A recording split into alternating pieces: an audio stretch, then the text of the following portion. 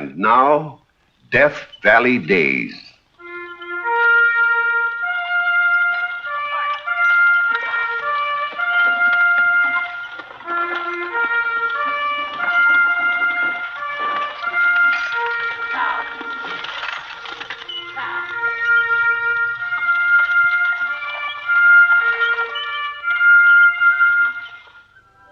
Howdy, folks.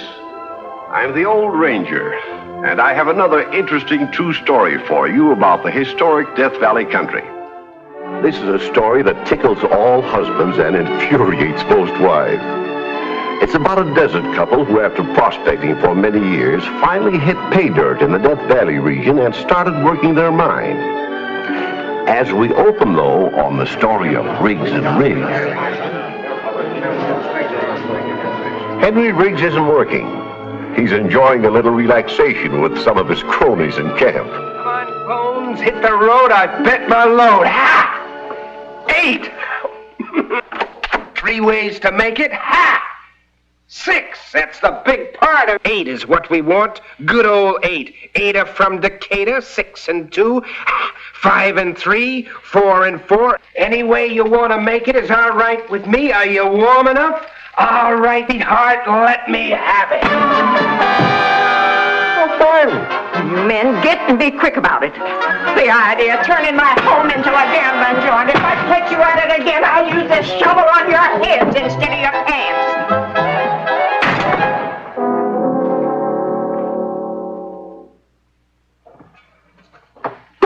So, I send you to town to buy a new pickaxe, and this is where you wind up while I slave in the mine all day. Well, if you'd sell our strike like I've been begging you to, you wouldn't have to slave in the mine all day. We could get 10 or 20,000 for it. I know. And that's all you know.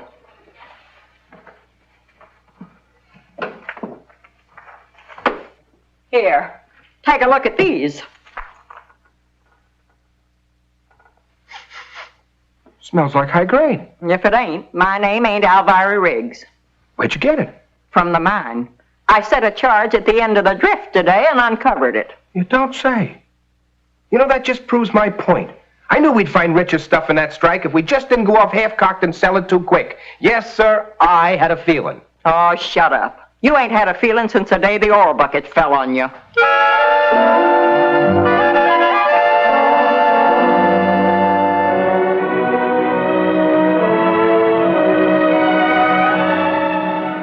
Well, Mr. Johnson, what do you think? You've got a nice property here. We like it. I'll make a report to my company in San Francisco with the recommendation to buy. Fine, fine. For how much?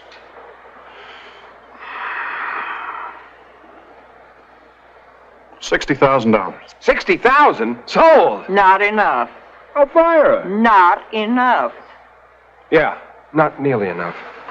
What figure did you have in mind? 80,000. 80? That would include the whole group of claims. No, just this main one. Yeah, this main one, the hot tamale. I named it after a girl I met once. Years and years ago, before I was married. Well, you give us an option on the property, and we'll let you have an answer. When? Within a week. It's a deal. It's a deal. Yeah.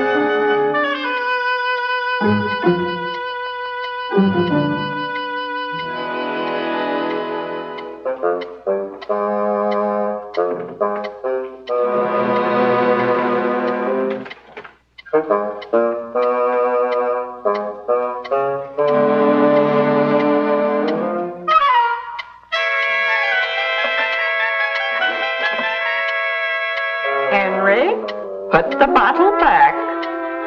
Thought I'd have a little drink to celebrate. There ain't nothing to celebrate yet. Mr. Johnson said... He said he'd recommend that they buy. I'll believe it when the papers are signed. Well, then I gotta keep my hopes up.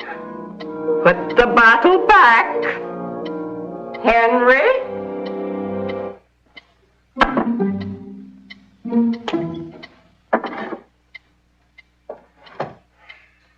Sometimes I think I'm married to the whole 10 Commandments. Henry Riggs, that's sacrilege.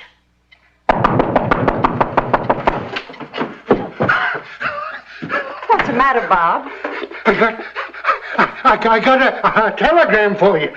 From the mining company in San Francisco? Well, let me have it. I was too excited to write it down. Well, what did they say? We'll pay $70,000 cash for a hot tamale.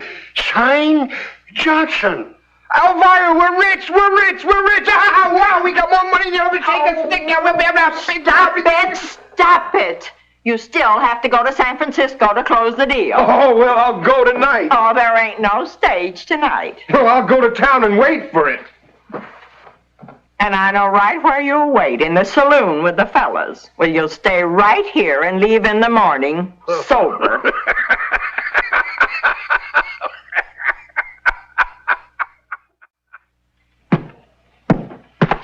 There you are, Henry. One round-trip ticket to San Francisco and return. And here's your change, Elvira. Thank you, Bob. Now, let's see. Allowing about a week for travel and a couple of days in the city, you shouldn't be gone more than 10 days. You realize, Elvira, this is the first time we've been separated since we was married. 26 years come November. I'll bring you a present from the city. A new dress, maybe. I don't need any new dresses. You put that money in the bank the minute you get it. And not bring it back here with me? Certainly not. I'd feel much safer an amount like that having it in a city bank. Then we can figure out how we're going to invest it. Oh, maybe they can give me some ideas up there. And Henry, don't you go around talking to everybody about our pile. Oh, Elvira, what do you think I am? A hick? And Henry, no drinking. Not until that money is safely banked. Oh, not one solitary drop. All aboard! Well, goodbye, Elvira. Goodbye, Henry. Why, Henry, you haven't kissed me in years. I haven't taken a trip in years.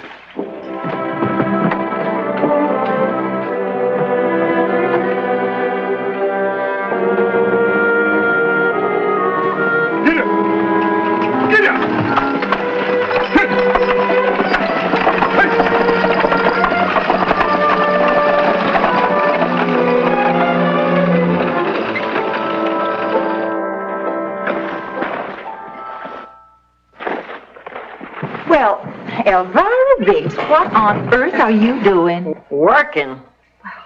I should think you'd be taking it easy. Why? What was all that money you got? Or didn't the deal go through? No, the deal went through all right. A certified check for $70,000. Henry telegraphed me why he had it in the bank within the hour. Then what on earth are you slaving for? Well, this claim wasn't included in the sale. We hung on to it. Well, you don't have to work it right away for the love of Pete. Not with $70,000 in the bank. As hard as you've worked, you deserve a rest. No. Too many folks argue like that. But I ain't gonna let good fortune change my way of living. I'm gonna keep right on plugging just as long as I'm able. Well, what about Henry? He feels the same. Why, he's even checking on new ways of mining while he's in San Francisco. He is? Says so in his telegram. They've got some real fancy diggings down this way. I'm staying over a couple of days to have a look at their equipment.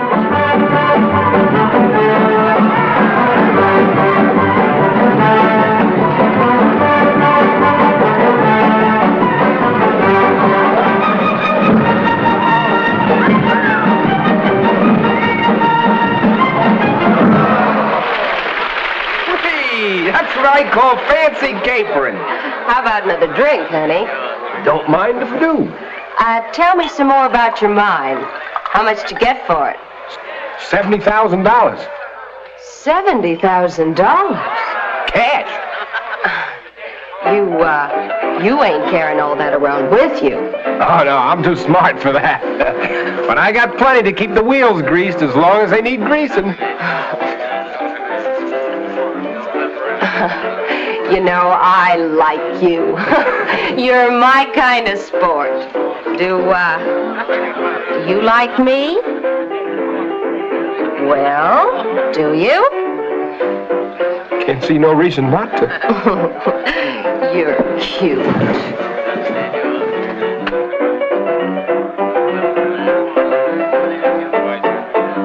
Avast there. So, you thought you'd board this derelict and lift his cargo, huh?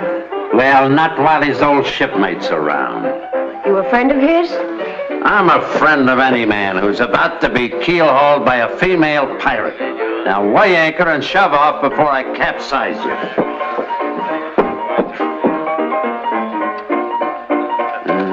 Salvage commission. Here, shipmate, stow this back in your locker. Thanks. I didn't know she was that kind of a girl. When you go down in the bilge, matey, don't expect to find nothing but bilge rats. But don't worry. I'll see you don't get scuttled. Have a drink. Oh, thank you, matey. Smooth sailing.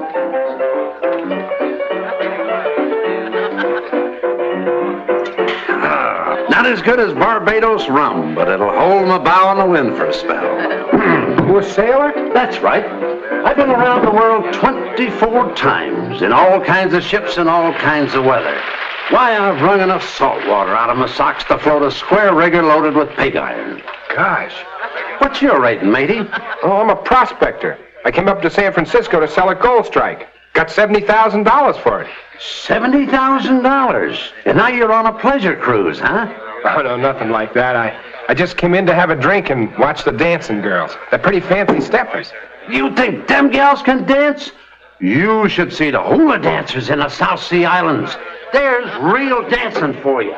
Hips that swivel like a compass.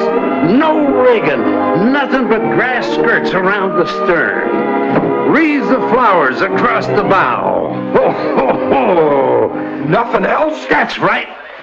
Here, take a squint for yourself. Wow. Looks good, huh?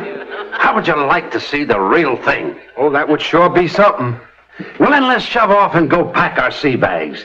There's a ship sailing for the South Sea Islands on the morning tide, and I'm going to pilot you there personal. Oh, I couldn't go without Elvira. That's my wife. Heave to, matey. Taking the missus would be like drinking water when you got a keg of rum under your arm. Oh, she'd never let me go alone. Well, I calculate that scuttles the expedition. But, we can drink to the hula gals anyway.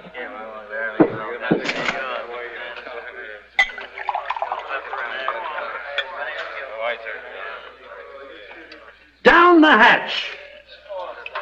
Down the hatch.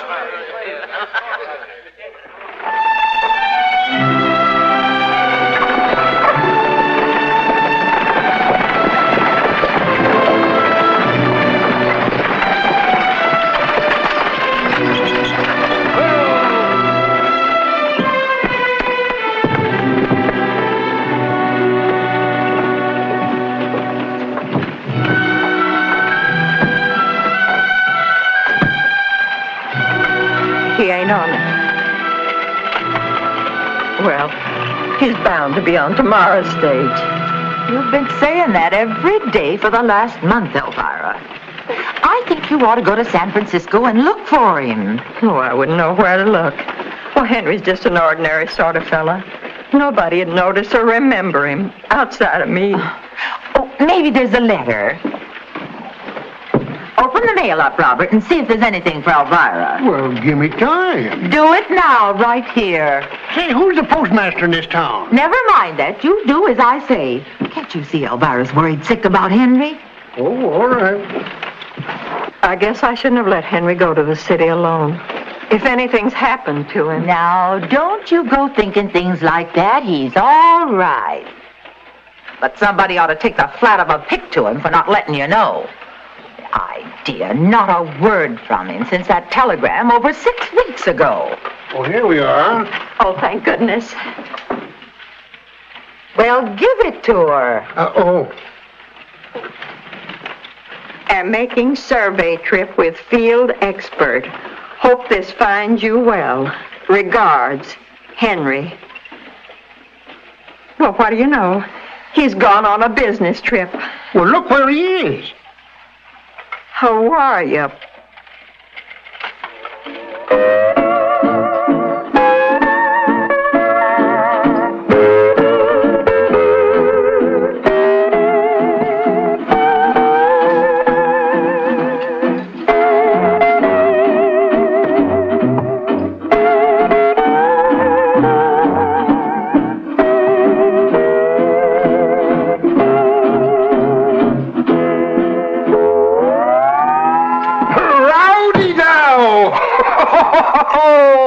Oh, you sure are right, Windy. Home was never like this. I didn't steer you wrong, did I, shipmate? But you ain't seen nothing yet. Here. Cast your running lamps on this. Where do you find that? Hong Kong, China. Our next port of call. Oh, I can't go there. I got to think about getting back to Elvira. You're right, shipmate. I was off my course. Well, we can drink to the sing-song girlies anyway.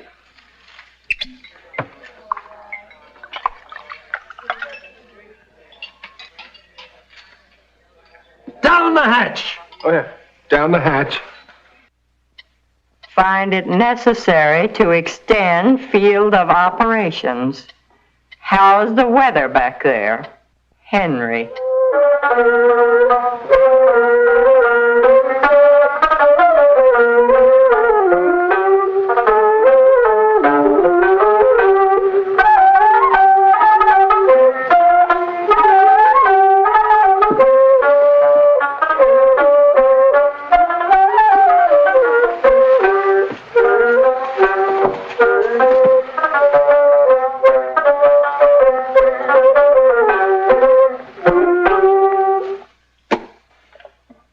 Boy, there was never anything like this around the diggings. Oh, but I got to think about getting home.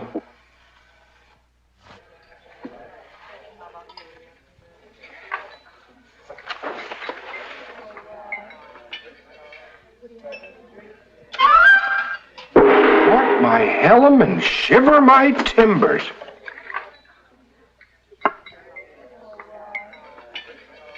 Down the hatch. Yeah, down the hatch. Oh, hello, Elvira. Mail come yet? Bob's just sorting it. Bob, let Elvira know if there's anything from Henry.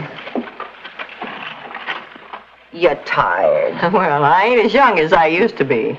And you're doing the work of two. Well, it won't be long. How do you know? How do you know Henry's ever coming back? Why, he's bound to, when he's finished his business. Business. Henry Riggs is no more on a business trip than I am. Henry's doing survey work.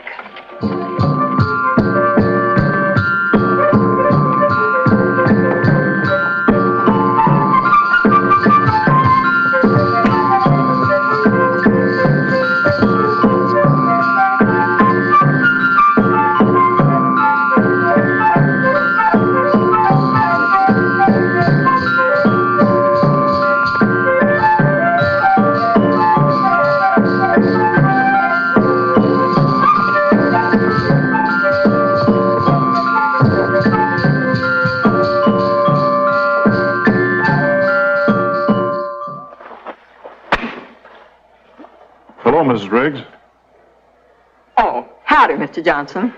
Had to come up this way to check our holdings. I just thought I'd stop by to pay my respects. How's Henry?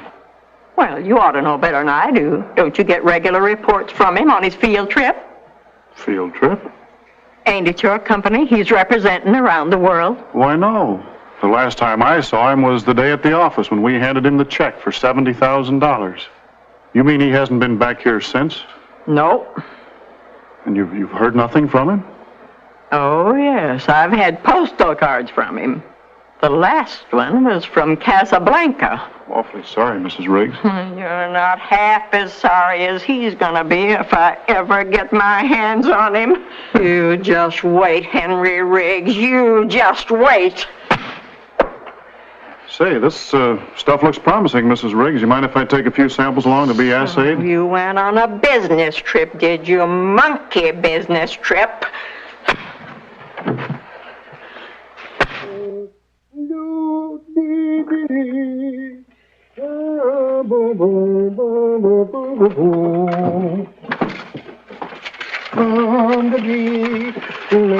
Afternoon, Bob.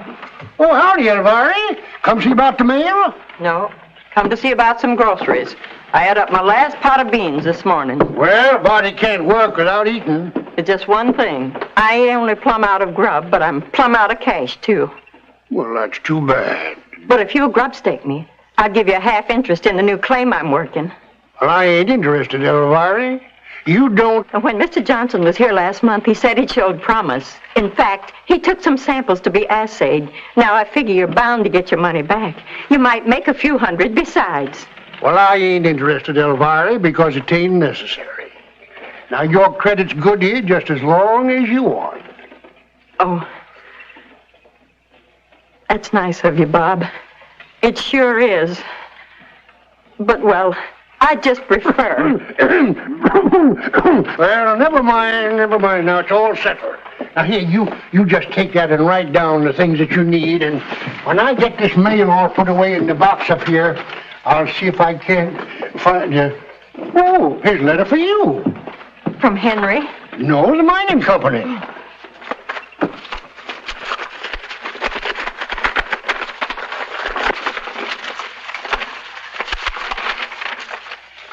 Dear Mrs. Riggs, your claim is not worth as much as I thought it might be, but if the enclosed check is acceptable, please sign the attached contract and return. Regards, Andrew Johnson. Elvira, it's for $50,000. $50,000? Well, it's acceptable. Give me a pen. Another strike, well, glory be. Mail that back for me, will you? Sure. You're a lucky woman, Elvira. Yeah.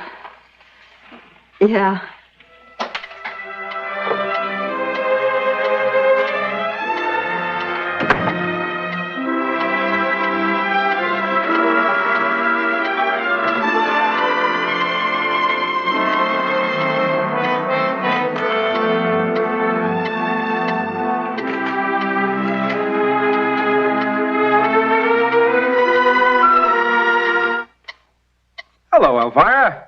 I was wondering where you was.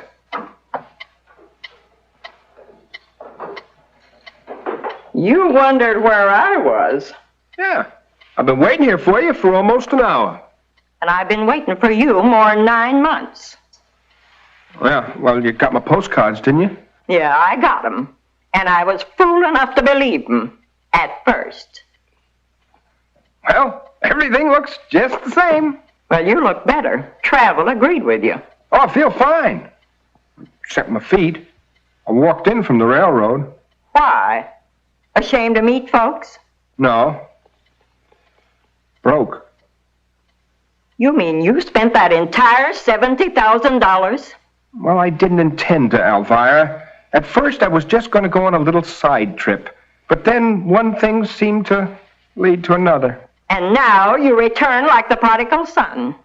Well, it's good you got it out of your system. Get out of that chair. Huh?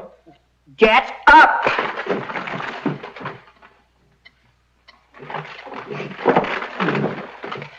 As of this minute, you're taking over the support of the family, and I'm retiring to have the fun. What are we retiring on, Elvira? I didn't say we, I said me. And I've got plenty. $50,000? Jumping Jehoshaphat's. Where'd you get it? Sold another claim, one I worked all by myself. Maybe you can do the same thing if you'll just get out and hustle. It's nice to be home, Elvira. Nice to have you home, Henry. I'm sorry I done what I done, Elvira. I guess I've been as much to blame as you, Henry. If I hadn't clamped down on you so hard. If I'd just let you kick up your heels once in a while. Maybe you wouldn't have acted like a colt that broke its picket rope.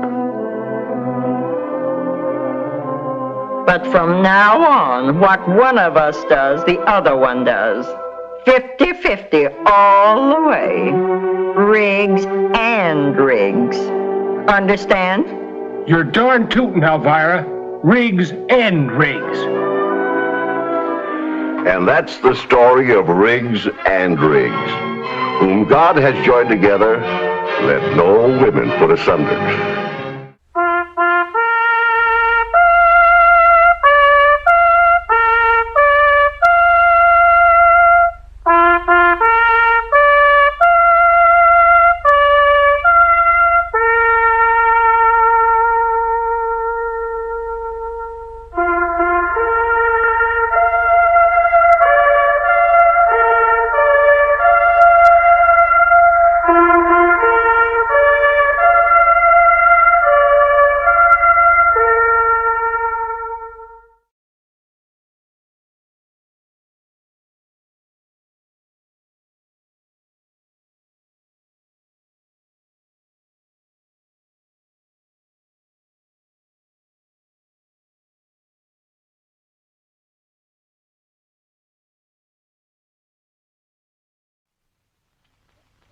And now, Death Valley Days.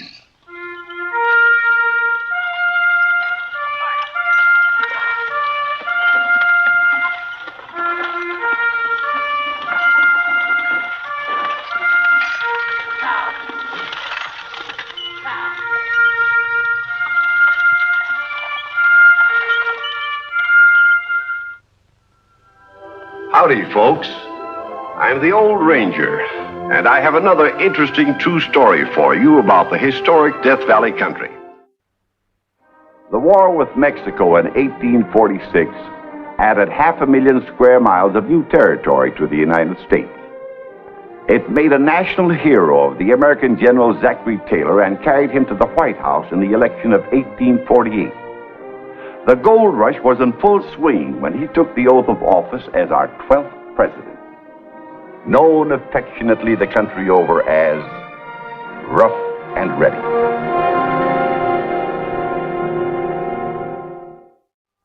Actually, the story isn't about me at all. It's about my namesake. In the spring of 1849, just at the time of my inauguration, a wagon train of young men left Wisconsin for the gold fields of California. Their leader was Captain A.A. Townsend, who had served under me in one of my Indian campaigns. As a compliment to me, they called themselves the Rough and Ready Company. About time they got here. Yeah, it certainly is about time. Ain't he gonna be surprised? Yeah, they look plumb tuckered out, too. Hi, Captain. Hi, Cap. Oh, it's good to see you. How's the trip? You look fine. Got any venison for us? Ain't even shot a squirrel. Been too busy digging for gold. Gold? Sure. Show 'em, Slim. I was trailing a grizzly up a ravine yonder. Stopped to get a drink from the creek. And found this nugget staring me smack in the face. The whole ravine's a bed of gold. We took out a good $400 worth while we were waiting for you. We've reached the promised land. Looks like it, Dominique. This is it. We'll camp here. We'll camp here! Unhitch! Gold! This is it! Unhitch you, boy! The main thing is to keep this to ourselves. And don't let anybody else horn in on it. Right! Good idea. You bet. Wait a minute. You're not going to keep this secret very long. Then we'll have to work fast. Locate everything in sight regardless of value. Take out the whole ravine. Post notices to claim jumpers. Run them off with a gun. It's our discovery. Wait a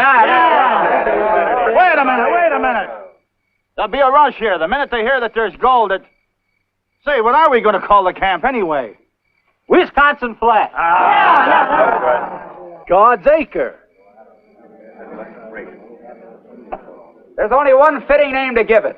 Already painted on the side of our wagons. The name of that great soldier who helped win California for United States. Now Commander-in-Chief of us all. Zach Taylor, Old Rough and Ready. Yay! All in favor? Aye! Opposed? Good. Come on, we'll christen her.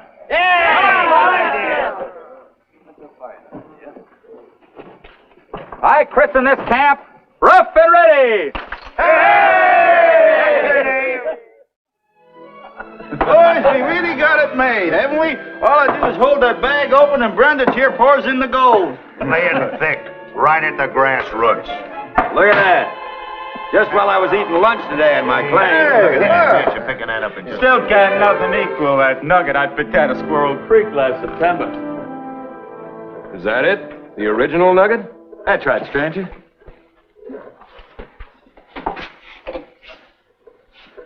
Worth $1,200. You dare leave it out on display like that? You ain't been in Rough and Ready very long. No, I just came. We got laws here about stealing. Got 'em all writ. On paper. Anybody steals another man's gold is hanged. Unless he makes... Hey, what is that word? Restitution. Yeah, that's it. Hey, you're pretty smart. What happens to him then? He gets 50 lashes on his bare back and 24 hours to get out of camp. We don't stand for no nonsense here in Rough and Ready. I take it I have the honor of addressing the founders. That's right. The original Rough and Ready Company. Which one's Captain Townsend? He ain't here. Went back to Wisconsin to sign up men who will come out here and work under contract. You really have got this place staked out, haven't you? We ain't exactly stupid, mister. You, want to work for wages, we'll be glad to hire you. No thanks. I'll locate something for myself. Yeah? If you're lucky. Well, Yankees generally are. Silas Begg from Massachusetts. Brundage, Wisconsin. Joe Swigert, ditto. To Rough and Ready! Stanford, California. And to America! And to America! America.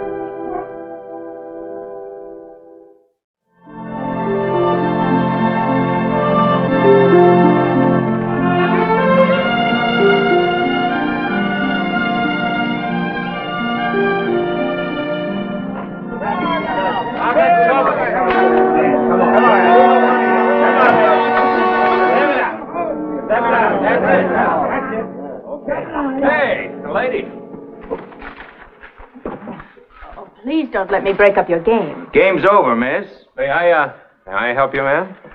I'm looking for the hotel proprietor. That's me. What can I do for you? Oh, vamoose, fellas. See you later.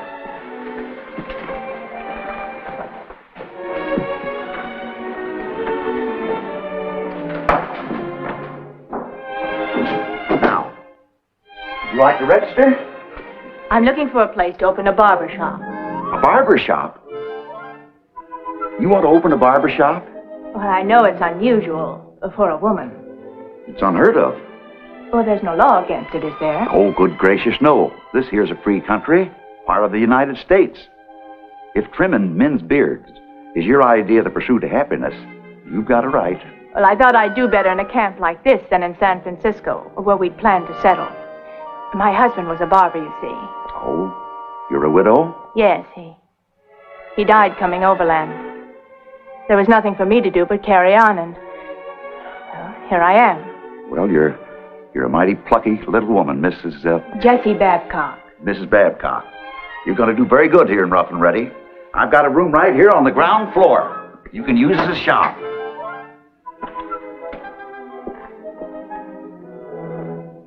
That'll do very nicely, thank you.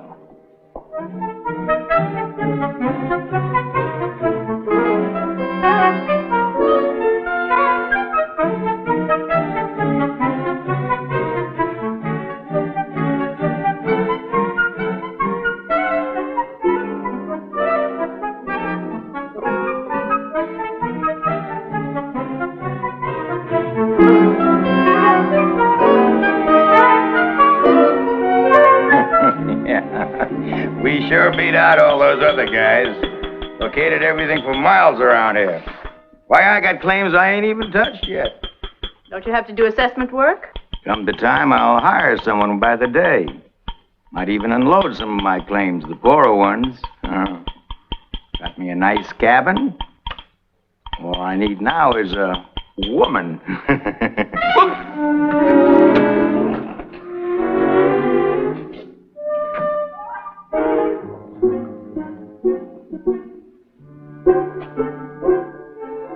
The news must be very absorbing.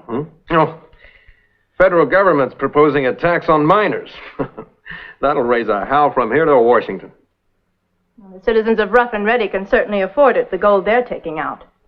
Present company accepted. Aren't your claims panning out? I don't own any. No ground at all? Not a square foot. But I'm still looking. And here are men like Joe Swigert. Oh, sorry. Swigert boasting they've got claims they haven't even touched. They got here first. It just doesn't seem right they should locate everything, good, bad, and indifferent. And some of it is indifferent. Bound to be. Joe says those are the claims he'll unload. Naturally. You don't like Joe very much, do you? It's just that, well, he's too fresh. Well, aren't they all? Present company accepted. Thank you, ma'am. Thank you. Get away with something like that. Come all the way out here. It's an outrage. Outrage, it's an insult. Here we name the camp after the president, and what's he do? Slaps a tax on us. That's why we left Wisconsin, was to get away from that sort of thing. Well, our Yankee friend. You, looking for a job? No, I'm still looking for a claim. You want to buy a claim? I'll sell you one. Where is it? Got any money? Would I be interested in buying if I didn't? I'll take you out there and show it to you. It's a bargain. All right, let's go.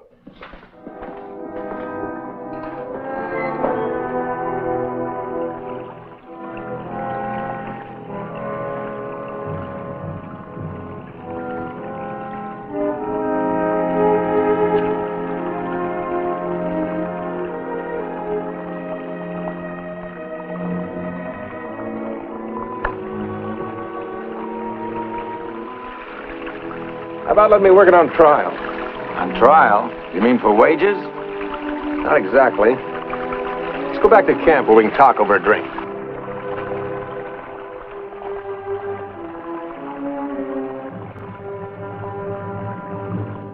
I'll work the ground for a day. If I take out $200 worth of gold, I'll buy the claim. If I take out less, the deal's off, and I just keep what I've done.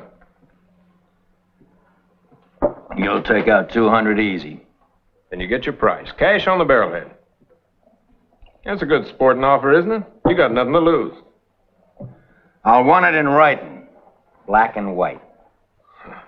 Nobody's gonna put anything over on you. Business is business. All right. We'll draw up a contract. And we'll both sign it.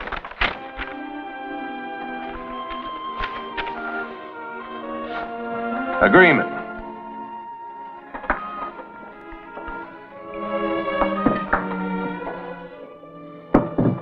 If the party of the second part, that's me, recovers more than $200 in gold during the day, he promises to buy the claim. I get the proceeds of the first day's work. Agreed. If the party of the second part takes out less than 200, he keeps it and is not obligated to buy. Signed in Rough and Ready, California, March the 4th, 1850. There's my name on it. You go to work tomorrow? At sunup. I'll have a friend posted there to watch the claim. You think of everything, don't you, Joe?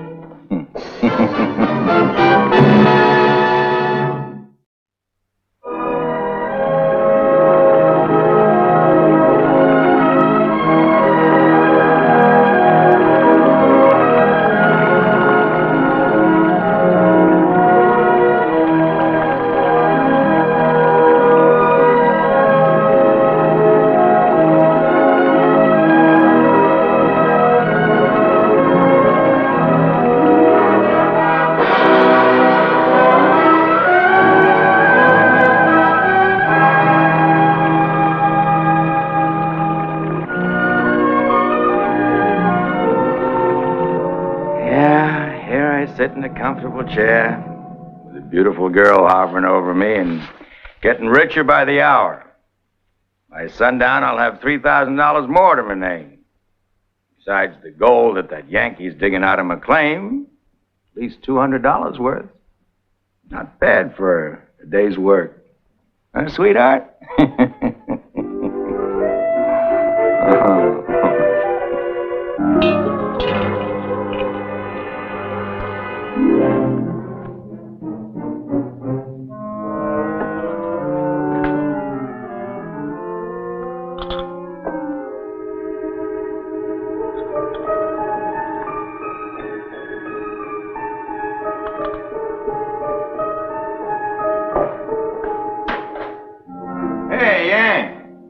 What are you doing here? It's only noon.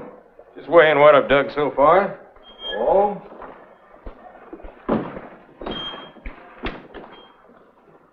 Well, $180. You struck a rich pocket. Well, at this rate, you'll take out $400 or $500 before sundown. It's a cinch. No, I've got all I want. What do you mean? You ain't quitting now. Why not? You agreed to work a full day. Oh, no, I didn't. Oh, yes, you did. It's in that contract. I can show it to The you. contract reads whatever I take out in a day. Doesn't say how long a day. Could be 1 hour, 2 hours, a morning. Why, you shyster. Give me that No. gold. Belongs to me, brother. Less than $200. You read the scales yourself. That's about the easiest money I ever made. And I suppose you won't buy the claim. Don't make me laugh. You can't get away with this. We have ways of dealing with fellas like you. Men have been hung for less.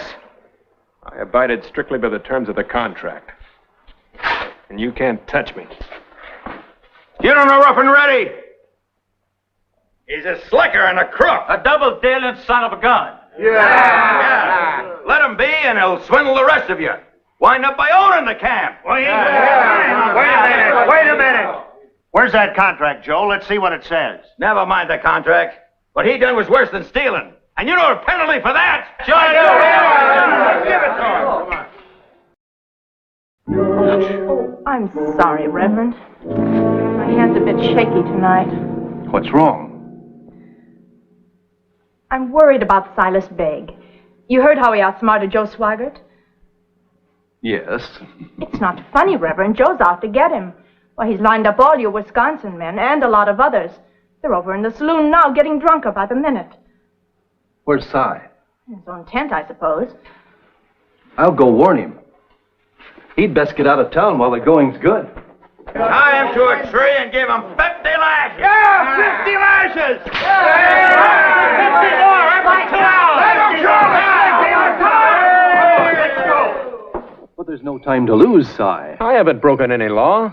They want to get rid of you. I have as much right here as they have. That isn't the point. It is the point. I'm an American citizen. I'm going to stand on my rights. And lose your neck, perhaps. Why must you be so pig-headed? In New England, they call it strong-minded. Well, whatever it is, forget it. Clear out.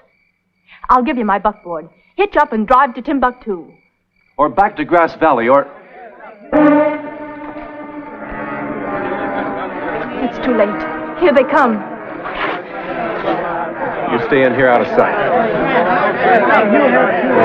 Step aside, Dominic. This is our party. You have no legal ground. He swindled me. Then sue him. Take him to court. Well, we know he's guilty. He has the right to be heard. That's the right of every American citizen. Don't preach to us, Dominic. This ain't Sunday. The Yankees got to go. Then find a legal way to get rid of him. But not this. Go back and talk it over. So he can skip camp, huh? I'm not budging. You're dang right you're not. I'll take custody of him until you make up your minds. Guarantee to deliver him when you're ready. Well, I guess we can trust Dominic. Let's go. You were a fool, Joe, to ever sign that contract. Never mind about the contract. How are we going to get rid of that Yankee? That's a law saying anyone from Massachusetts is not allowed in Rough and Ready. Sure. We can't do that. You know well as I do, California's open to everybody. Can't we do nothing on our own? Not if it goes counter to the laws of the territory. All right, then we'll get out. We'll withdraw from California. We'll set up our own free, independent state. Yeah, that's it. Yeah. The state of Rough and Ready. Rough and Ready, that's it. That's what they call it. Wait, we'd have to get approval from Congress. We can't wait from Congress. Congress is the only one who creates new states in the Union. Rough and Ready will have nothing to do with the Union. We'll secede. Huh? Secede? From the United States? Sure. Well, that's sort of revolutionary, isn't it? Oh, if you mean shooting and bloodshed, no, we'll do it peaceful as you please. We'll just announce that Rough and Ready has become an independent republic with its own constitution and its own president. Yeah, that's a good idea. Say, Brundage, you'd make a right fine president.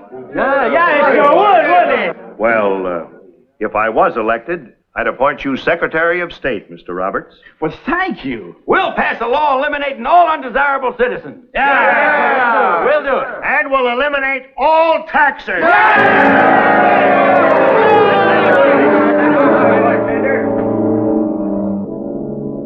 And that's when all this came to the desk of the President of the United States. I received word here at the White House that Rough and Ready had formally seceded from the Union, that they had elected Mr. Brundage as president, and drawn up this manifesto. When, in the course of human events, it becomes necessary for a people to unite in a common cause for the protection and benefit of all. Has a kind of a familiar ring, hasn't it? Let's hear the rest of it. When they are at the mercy of soulless and mercenary speculators, reduced to seeing their property taken over by the sharp practices of those who are not of them, unable to deal with them in a manner befitting so great and able a people as those of Rough and Ready. Therefore, we deem it necessary and prudential to withdraw from the territory of California and from the United States of America, to form, peacefully if we can, forcibly if we must, the great republic of Rough and Ready. Adopted the 7th day of April in the year of our Lord, 1850. Well, there it was. An independent republic, ironically named for Zachary Taylor, the President of the United States, comprising a few square miles and a few hundred citizens. The first break in the solidarity of the Union. A mere pinprick when compared to the welter of problems which came to me from our new Western territory. But what if every settlement with a chip on their shoulder did likewise? Where would the United States of America be? I had no wish to send troops to fight our own people, so I gave them a little time to come to their senses. Meanwhile, as President of this great republic of Rough and Ready, it is my official duty to inform you that you've been declared an undesirable alien and are hereby ordered to be deported before sundown. A military escort will see you across the border. In uniform, I hope. Army and our Navy haven't been organized as yet, but every citizen is pledged to fight to the last drop of his blood if necessary. It won't be. I'll start packing. You've got 5 minutes.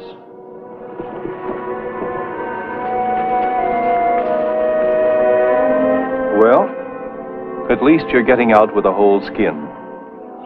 And $180 in gold the Secretary of Treasury overlooked.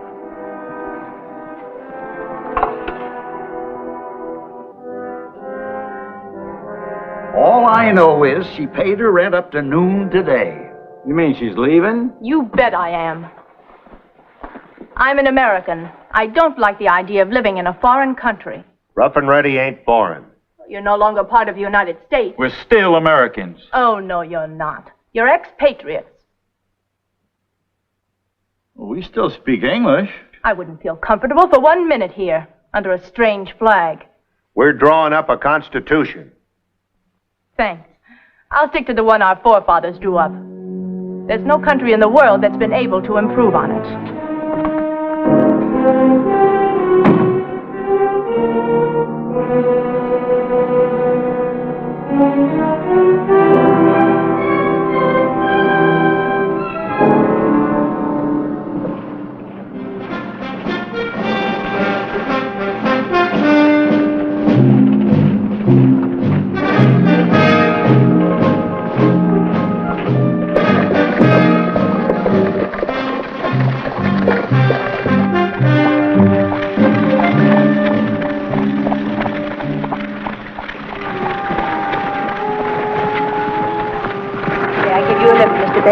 You going my way? Across the border, into the United States of America. I'd be delighted, Miss Jessie.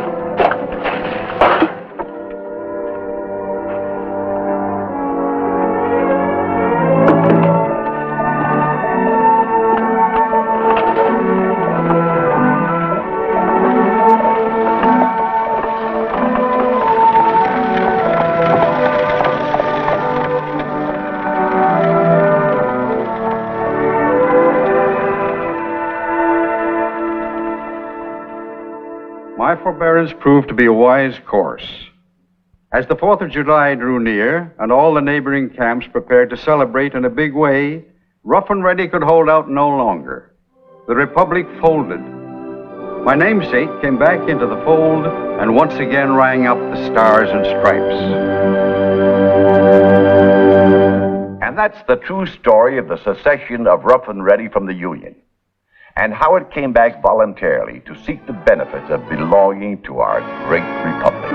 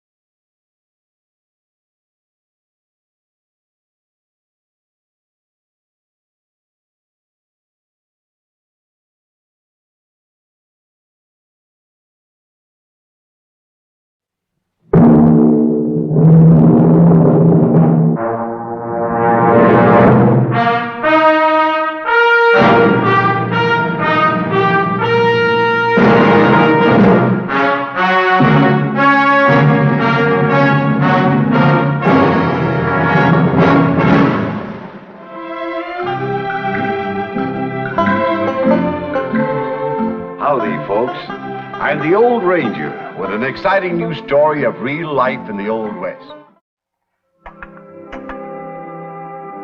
In the mother lode country back in the gold rush days, very few small towns were lucky enough to have a doctor. In emergencies, anyone who could substitute was in demand, like the young druggist in the mining camp of Gold Run, who found himself face to face with prescription slow death.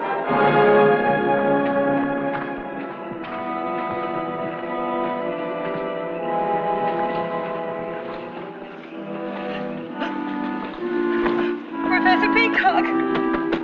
Professor Peacock! I've got to talk to you. Please, Professor, open the door. Can I help you? It's my little boy. Yes. What is it, madam? Why do you awaken me at this hour? It's my little boy. I gave him some of your medicine for his cold, and now he's worse. Worse? Are you insinuating my product is injurious to the human system? He wasn't like this before. The beneficial qualities of Professor Peacock's miracle compound are a matter of record. However, I will not quibble.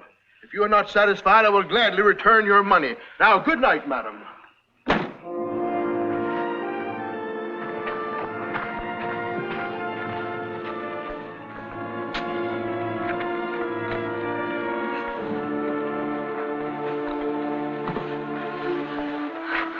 I didn't want my money back. I just want him to help my little boy. Well, if I were you, I'd get him to a doctor.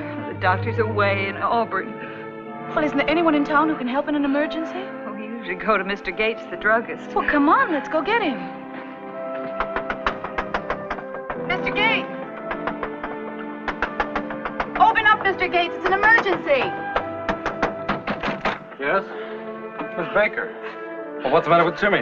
I don't know. I'm afraid he's dying. Let me take him.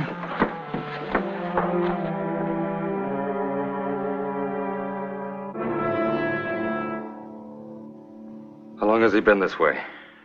Well, ever since I gave him this medicine. Professor Peacock's miracle compound. Did you give him all this? It took that much to make him stop coughing. A lot of alcohol in it, but it shouldn't have that effect on him. Well, maybe the medicine didn't have anything to do with it. I'm Maggie Evans. I work with Professor Peacock. Well, that explains why you'd say that. Well, it could be true, couldn't it? It could be, but hardly probable. You happen to know what's in here?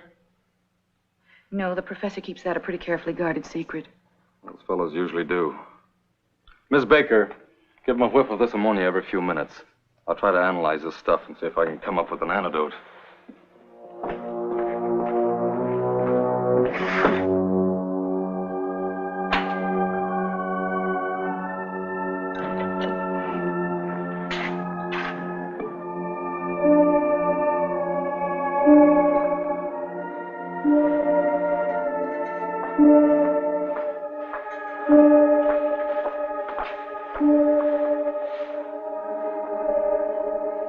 Is that the alcohol burning? Yes.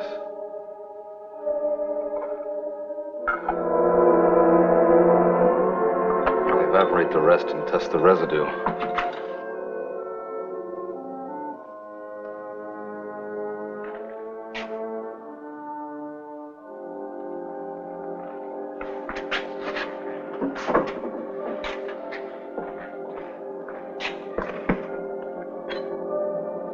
There's some brown stuff left. When I add this, it should turn blood red.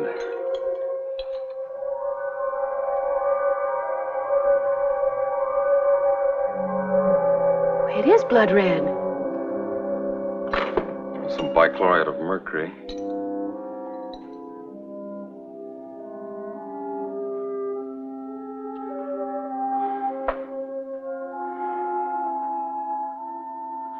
Just as I suspected. What? Opium.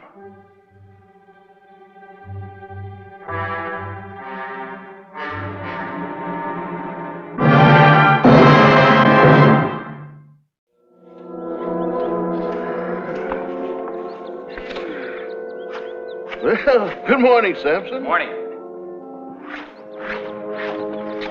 Are you awake, Princess? Time to get up. Princess? She's not there. Well, how do you know? I left her at Mrs. Baker's, helping to care for the little boy your miracle compound almost killed last night. What is this nonsense? Who are you? My name is Justin Gates. I own the Gold Run Pharmacy. Oh, I see. Beginning to feel the pinch of competition, huh? And trying to start a little trouble. Well, don't worry, young man. We'll be moving on in a few days. You're moving along today. I can't control what you do in other places, but you're not selling any more of that poison in this town. Poison? Opium. I assume you know there's not enough opium in my product to do any harm. There was enough to put little Jimmy Baker into a stupor that lasted all night. If his mother had given him any more of it, he never would have come to. But he's all right this morning? No thanks to you. Now get your outfit and get out of here. I resent your attitude, sir. We don't threaten anyone, and we don't want anyone threatening us. Do we, Sampson?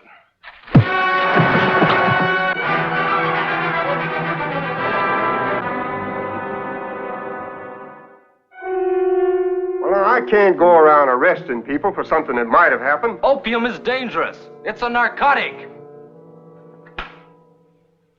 Doesn't matter if it is or it ain't. There ain't no law on the statute books that says what you can and can't put in medicine. Now, if I was you, I wouldn't tangle with them again. Morning. Morning, Sheriff. How's Jimmy? Our children are amazing. The way he was running around when I left his house, you'd never think there'd ever been anything wrong with him. What happened to you? I told the professor to get out of town. Neither he nor Sampson cared for the idea. Well, personally, I don't care what the professor does. I'm quitting, and I'm going over right now to tell him so. No, don't quit. Don't quit? Not yet. You're the professor's star attraction. I want a big crowd at today's show.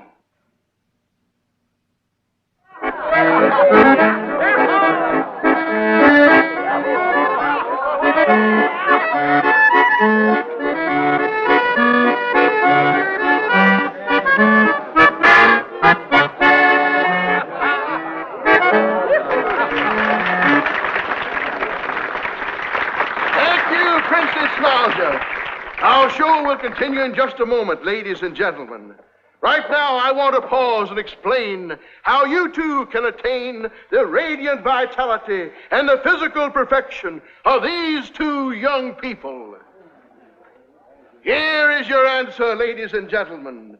Dr. Peacock's Miracle Compound. I am asking $1. Yes, ladies and gentlemen, one paltry dollar for this key to a richer and fuller life. I'll take a bottle. Well, thank you, sir. And here you are. Just a minute.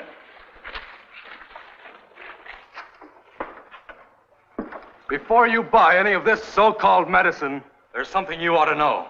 Oh, now, one moment, Sampson. In this glorious country of ours, every man has a right to be heard, whether you agree with him or not. Proceed, sir. I intend to. Folks, last night, little Jimmy Baker almost died from an overdose of this compound.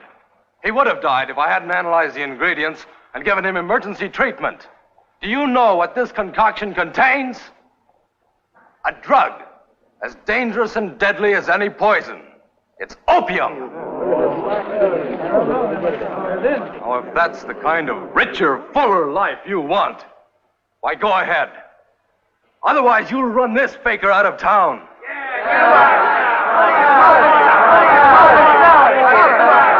Ladies and gentlemen, one moment, please. The young man speaks impressively. But I assure you, friends, my miracle compound contains such a minute quantity of the ingredient mentioned, it is absolutely harmless to both man and beast. It wasn't harmless to Jimmy Baker. I was coming to that, sir. What was the matter with the little boy that he required your emergency treatment? You know what was wrong with him. He was in a coma. In other words, a deep sleep. That's right. Are you aware, sir, that sleep is one of nature's great healers? Not the kind he was in. And how is the little boy this morning? Fortunately, he's all right. Only all right? I understood his cold was almost cured. Well, you can't take credit for that. Well, now, suppose we allow these good people to decide. My friends, yesterday little Jimmy Baker had a bad cold. Today, thanks to the sleep-inducing qualities of my miracle compound, and in spite of the interference of this purveyor of powders and pills, he is almost completely recovered. Now I ask you, ladies and gentlemen, who deserves the credit? You do, Professor. He's got you there, Justin. I see others of you down there who yesterday bought a bottle of my so-called poison. Tell me, friends, did any of you happen to die last night? If he wasn't good with words, he wouldn't be in this kind of business. I tell you, you've got to listen to me. I believe we've listened to you long enough, young man. I sell an honest product. And with the kind permission of these good people, I will continue to sell it. Now, if you will kindly leave the platform, we will continue with the show. Come on, Justin. Let's get on with the show. I'm staying right here till I make you folks understand. Oh, no, Sampson. Sheriff, this man is trespassing upon my property. Will you remove him, please? You better get off of that, Justin. Come on down. Instead of running me off, why don't you run him off? Well, now, we went through all of that this morning. You got no business up there if you don't want you. Come on down.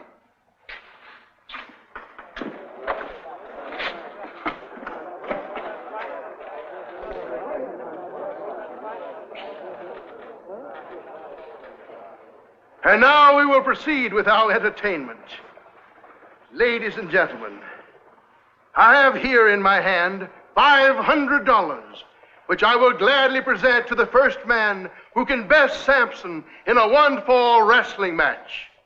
Yes, ladies and gentlemen, you heard me correctly. $500 to the first man who can pin Samson's mighty shoulders to the ground. Now, who wants to try? This may be your golden opportunity to win $500. Well, now, what about you, sir? And you, sir? But now, what do you say? Well, you look like a likely challenger if I ever saw one. What are you going to say? Give it a try, Jed. Go ahead. Come on, give it. Well, I'll make a try at it. Oh, splendid. Ladies and gentlemen, Samson not only trains on my miracle compound, but he also takes a drink of it before every bout for the instantaneous vigor and strength that it imparts. Well, here you are, Samson. Now, don't forget, take a good big drink.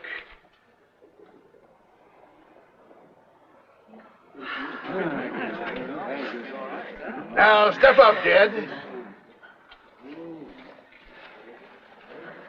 Gentlemen, don't forget, no biting, no gouging. Other than that, no holds barred. Ready? Go! Come on, Jed! Come on, Jed!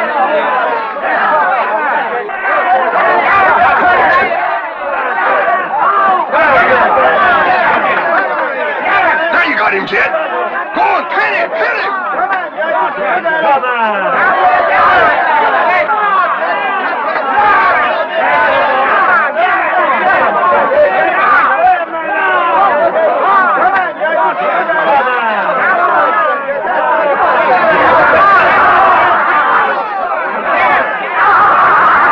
What's the matter, Jed? Come on, Jed. You can do better than that.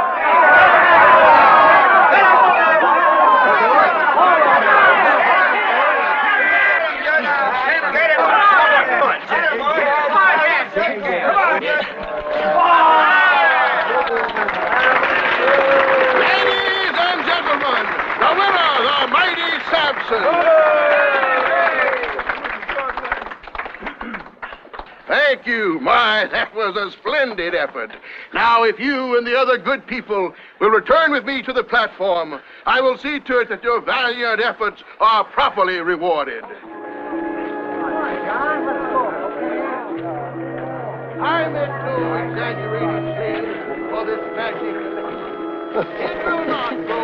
Jed never had a chance. Samson was just playing with him.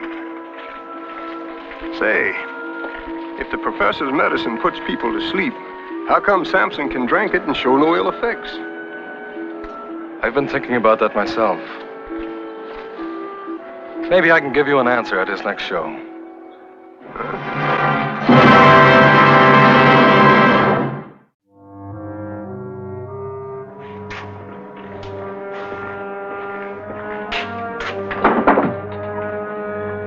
Oh, hello. You got anything to cure a headache? Well, at least I have one convert anyway.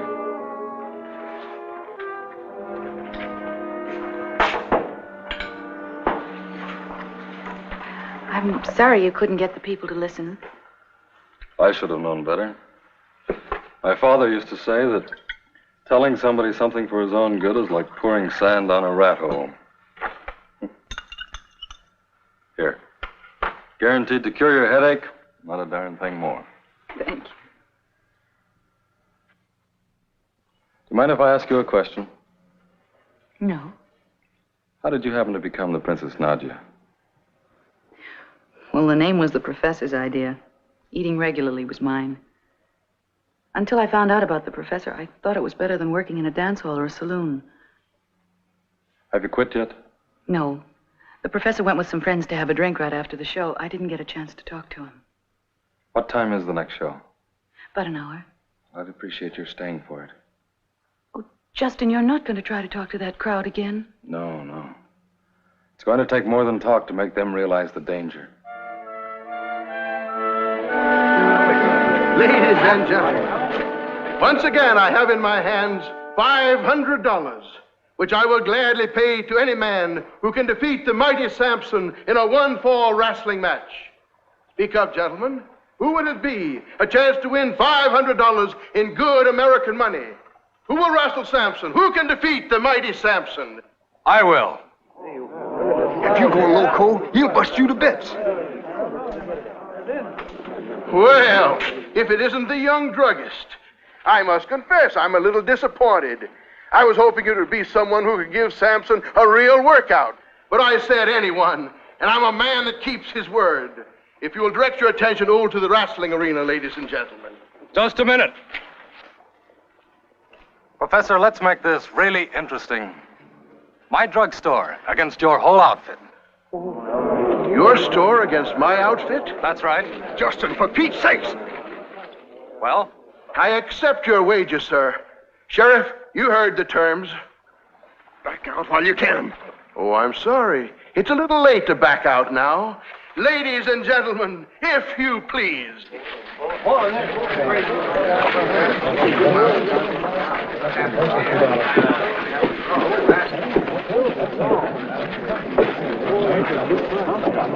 Ladies and gentlemen, as usual, Samson will take a drink of my miracle compound before the bout. Here you are, Samson. Not that bottle, Professor. Suppose you let Samson drink some of the stuff you sell. Are you accusing me of trickery, sir? I am. Well, upon my word. Princess, if you please.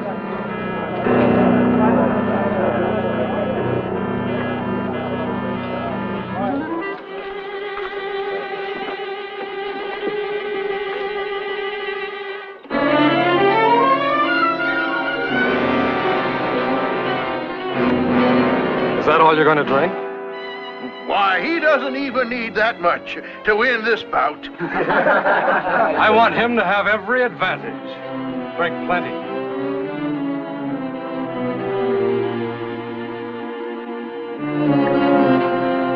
No more than that. Drink the whole bottle.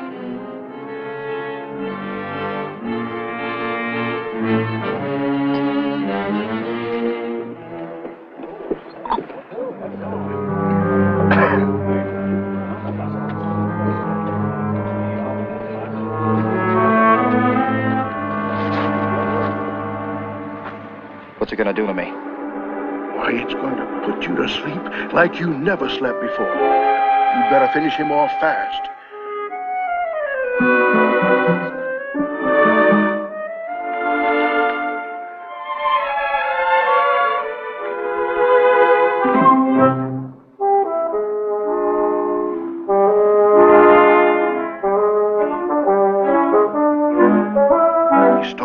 that medicine takes effect and you get sleepy. Come on now, hurry it up.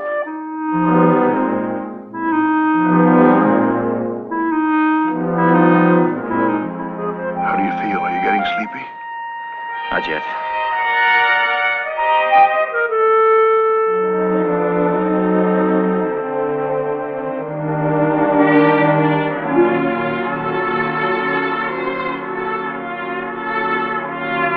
You're keeping these good people waiting.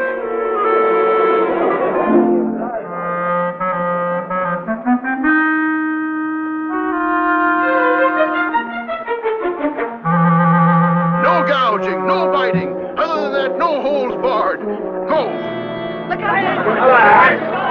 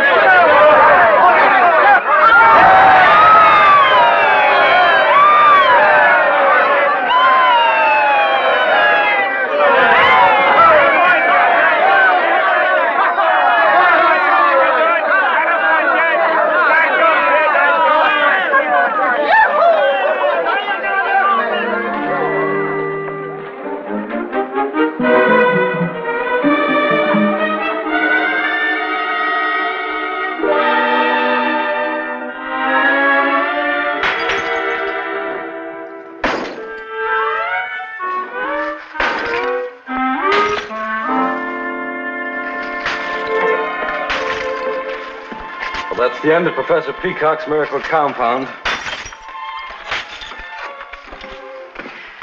Well, now that you own the outfit, Justin, what are you going to do with it?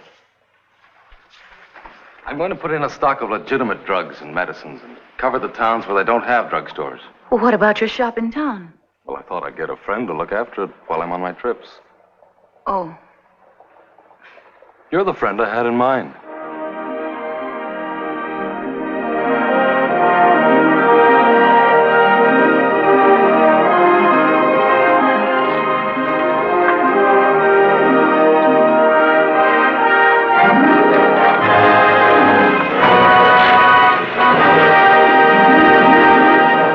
So Justin Gates established a route which took him through most of the mining camps and towns of the area, bringing to the sick and weary reliable drugs that were literally worth their weight in gold.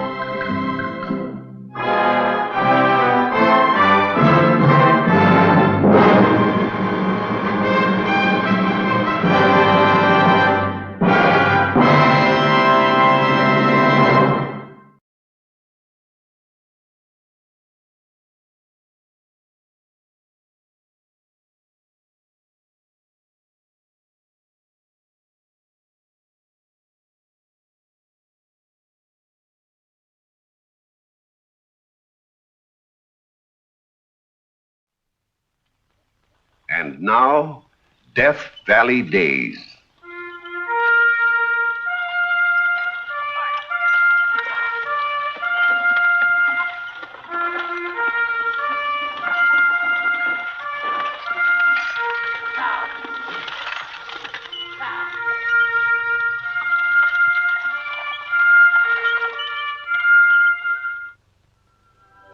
Howdy, folks.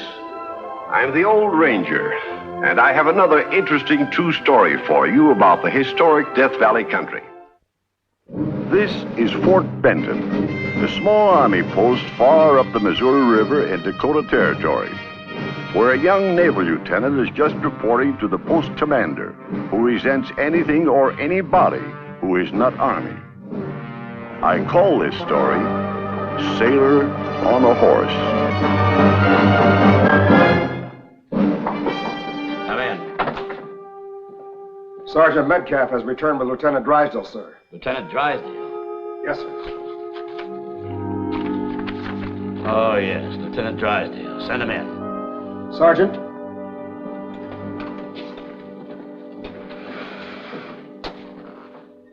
You're to report back here in 8 days, Sergeant. Yes, sir. You're a day late, Sergeant. Yes, sir. Was the boat from St. Louis a day late, Sergeant? No, sir. It was my fault, sir. Being unaccustomed to riding horseback, I couldn't make the necessary distance every day. For being a day late, Sergeant, you'll be docked a day's pay. Dismissed. But it wasn't his fault, sir. Twice since you've entered my office, Drysdale, you've addressed me without my permission. I was just trying to explain about the sergeant. And that makes the third time. Talking out of turn seems to be your weakness, Drysdale. According to this report, that's why you were sent out here, for arguing with your superiors. I was proven right, sir. I'm afraid you're going to be a problem, Drysdale. Lieutenant Drysdale, sir. I recognize only Army commissions out here. Navy commissions are entitled to equal recognition, sir. Yes, yes. I'm afraid you're going to be a problem. The major will be happy to know I won't be a problem long. If he would give me a detail of men and the necessary equipment, I would be out of here and on my way in 2 days. On your way? Where to? To chart and report on the navigability of the Missouri River to its source, sir. Here are my orders.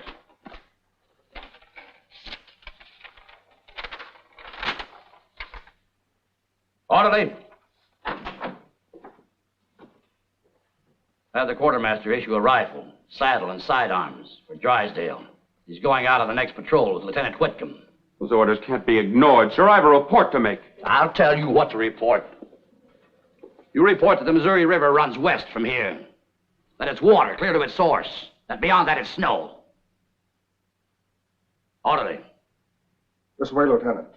It's Mr. Drysdale. Yes, sir.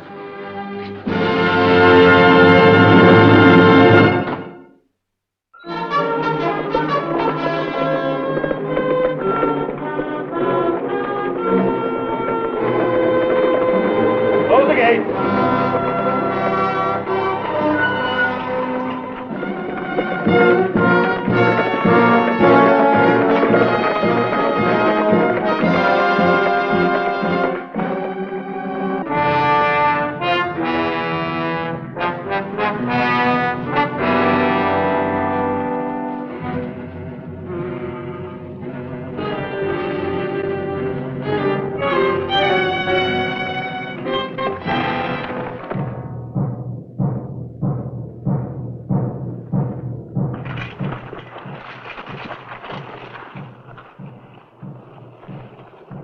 There's activity down there, all right.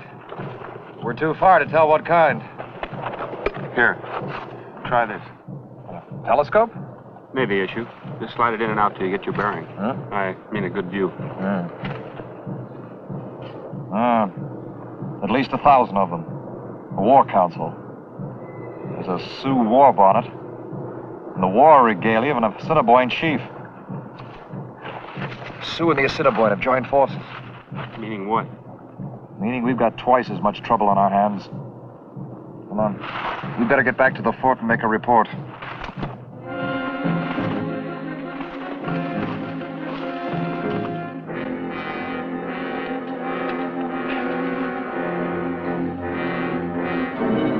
What's all that for? I'm taking a bearing so I can tell the exact location of the Indians. We mean you can pinpoint the spot with that?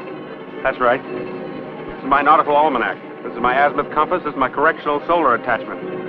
They're all. Yeah, I know. Navy issue. That's right. How'd you guess?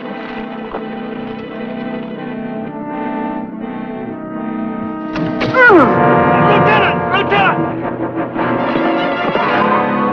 Drysdale, it's too late to help. Come on.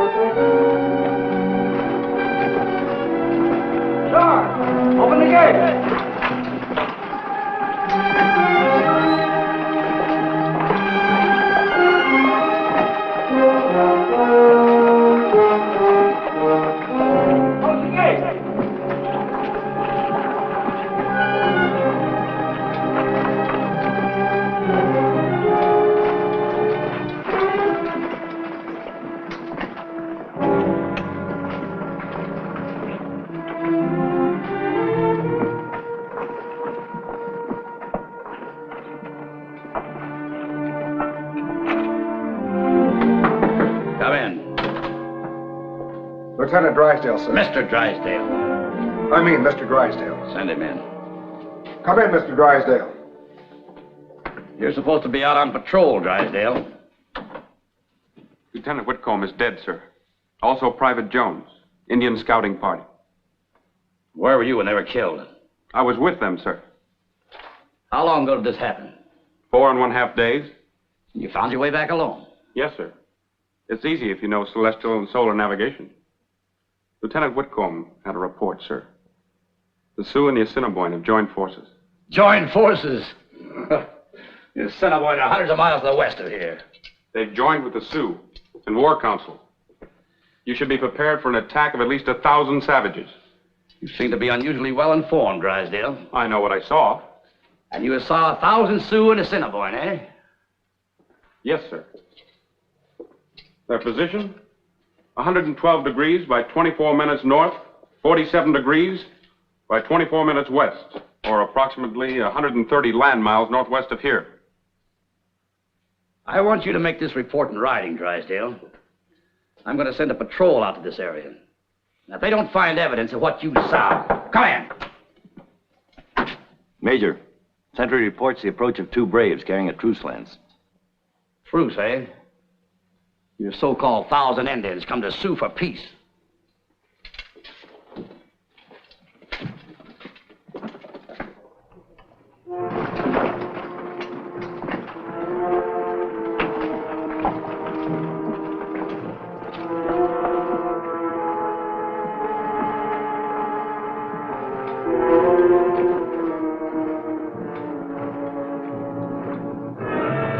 Tell them my term to surrender or be annihilated.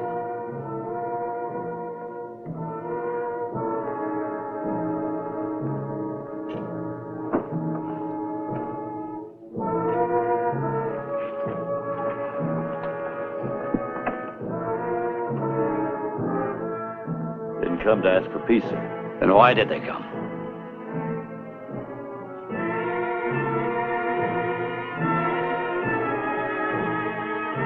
They're Sioux and Assiniboine sub-chiefs.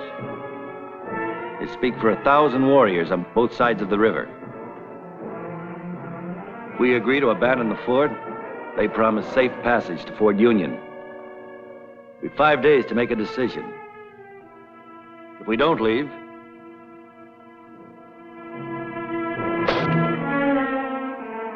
Trying to scare us out.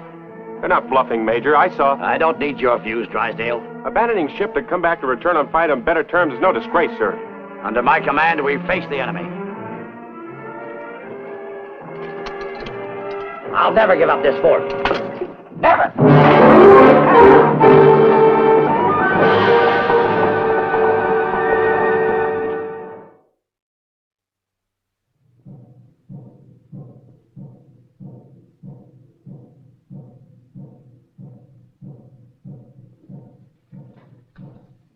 Evening, Metcalf.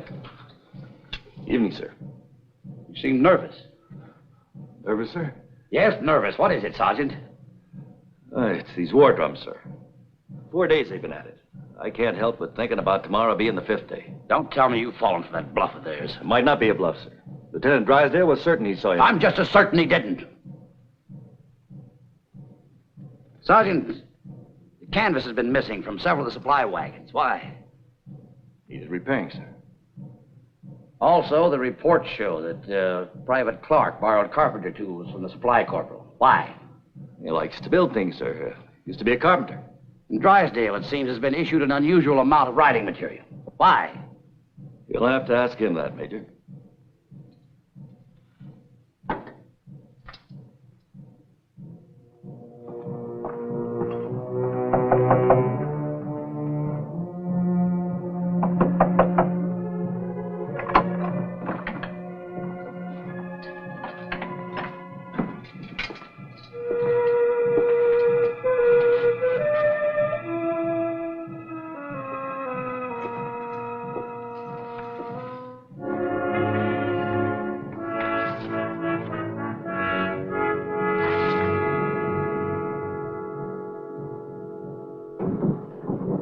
Sure brace this well. The mast, and there's a lot of strain on it. Here's some more pitch. Good. Now we can finish sealing the hull. How fast you figure this boat will go, Lieutenant? Oh, fast enough to outrun those Indian canoes. A little breeze. Caulk that well. You know, I ain't never saddled a sailboat before. It's going to be real interesting. Well, I gotta get back to duty. Be back later. Right, Ken.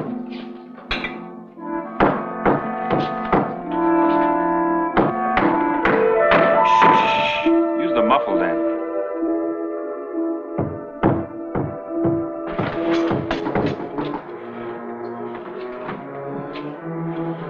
How's it going, Lieutenant? Pretty good. Let's call it a night, man. What about the mast? We haven't put that up yet.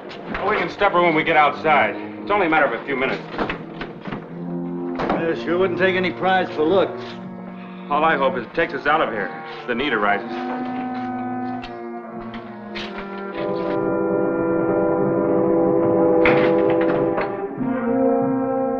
Hello, Drysdale. I didn't expect to see you here, sir. Of course not. I'm not an architect, but these don't strike me as being fortification plans. Well, they're not, sir. Curious to know exactly what they are. Exercise in sea draftsmanship, sir. Is it necessary in this exercise to have pitch on your hands and trousers? You're building a boat, Drysdale. Where is it? I ask you a question. Do you hear me? Yes, sir. Then answer me! I regret, sir, I cannot answer. You mean you refuse? So you regret, do you? You'll regret it more when you face court-martial on charges of insubordination.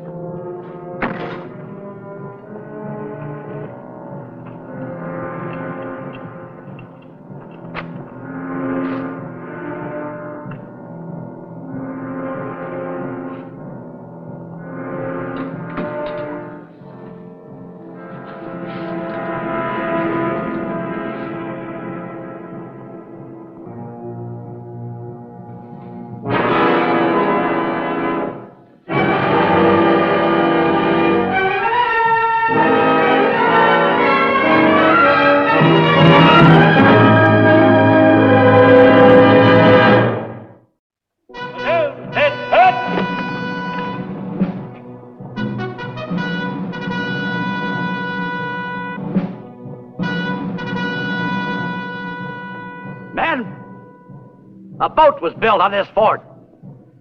Its purpose? A cowardly retreat. Doesn't sound very pretty, does it? That's why it was built. And there's the man responsible. The Major, please, I'd like to explain. The Major does not please. Orderly!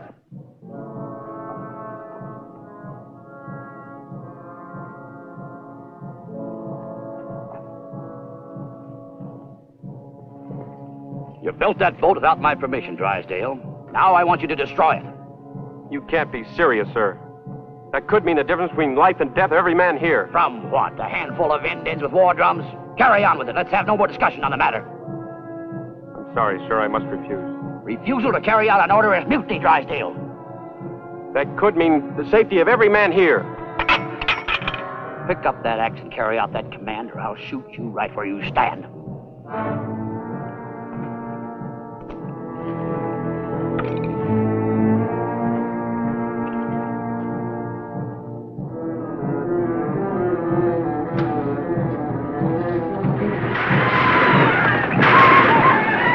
Call all the stations! Man your parapets!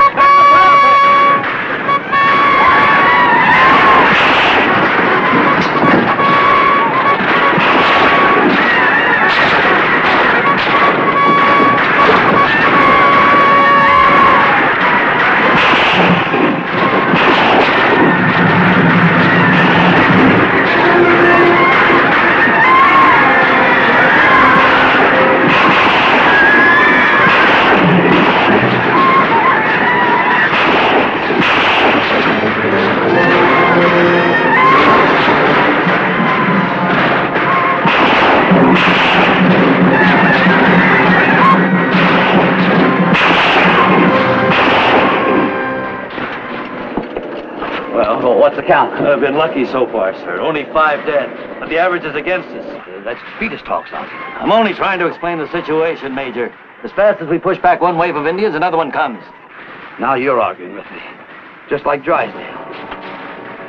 I don't care how many Indians there are out there. I'll never give up this fort. Never.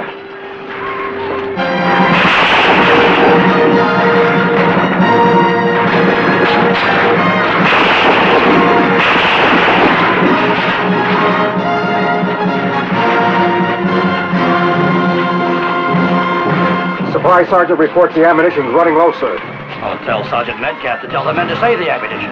Yes, sir.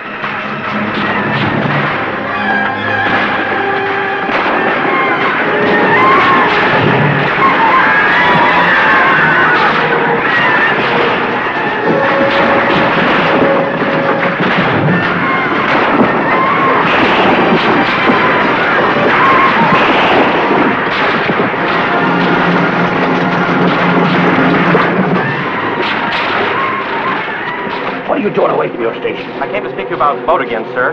There's a breeze coming up, and if we... I'll not abandon this fort. It'll only be temporarily, Major. I'll not abandon this fort. Can't you see your position is hopeless? If you persist in this useless defense, you'll be responsible for the lives of everybody. Don't you try to place the blame for this on me. You're in command. Yes, and if I lose this battle, it'll be because of you and that boat. What? Yes, you destroyed my men, their morale, their will to fight. All because you know that they've got that boat to escape in, and so do they. That's ridiculous. No one can fight any harder than they are. Oh, is that so? Well, I'll show you how hard they can fight. Wait till you see how hard they'll fight when they know they've got no boat to escape in. Major! Major! Drop that pistol, Drysdale. Go on! Don't you try to follow me.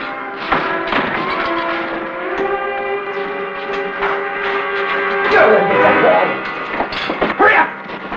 Over here! Over there! Get that wall! Stand back! Get back! Major! Get back! I'll show you!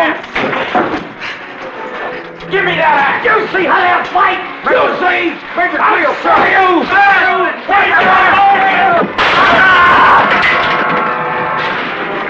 Drag him up!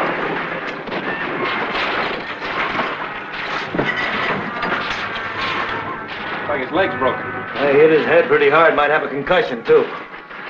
His ranking officer, I'm taking over. Right, Lieutenant. That suits us fine. The fighting stopped.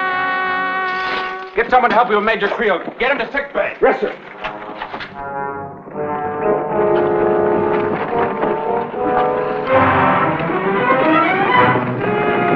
Sergeant? They get ready for a sundown attack. That means they'll storm us with every man this time. Try to clean us out in one sweep. We'll have to move fast. Take a half a dozen men and get that boat to the river gate. Private Clark will show you how to use the log rollers. Yes, so we'll be ready to sail in no time. Unfortunately, we won't be ready to sail there's sufficient wind. Yes, sir.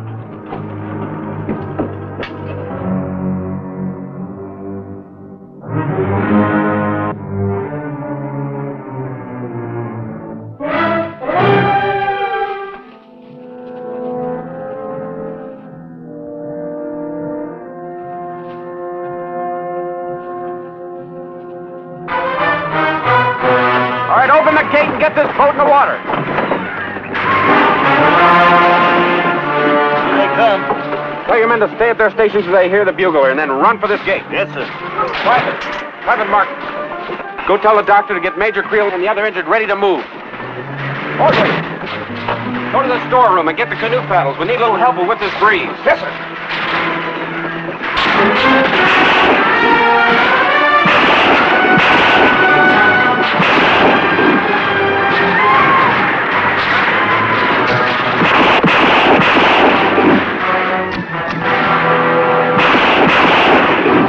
You 7 men, leave your weapons here. Go help the doctor move the injured. Bugler, blow a tree.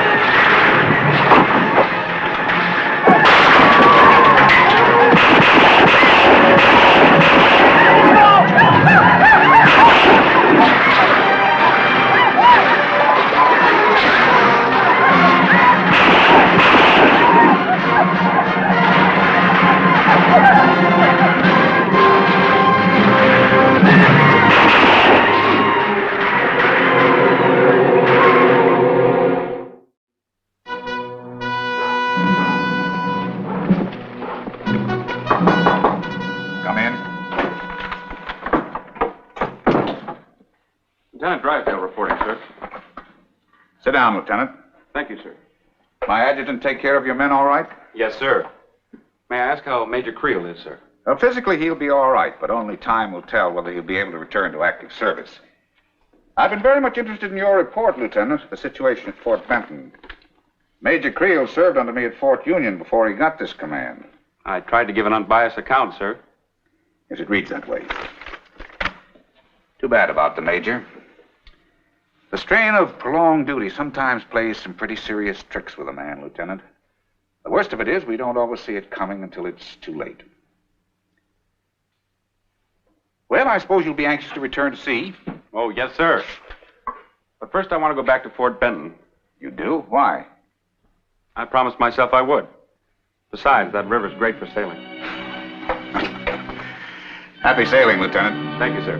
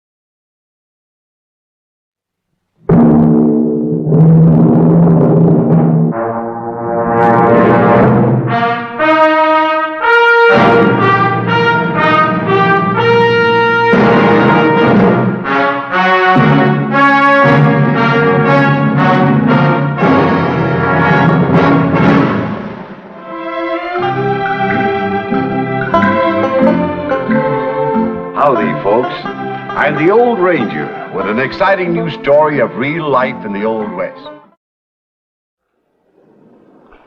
At one time, this country imported tens of thousands of Chinese for pioneer labor. But by 1882, an expression not a Chinaman's chance had sprung up, and Orientals were being driven from every city and town. This is the story of one such victim who wandered into a frontier fort such as this. Let's call it Sam Key and Uncle Sam.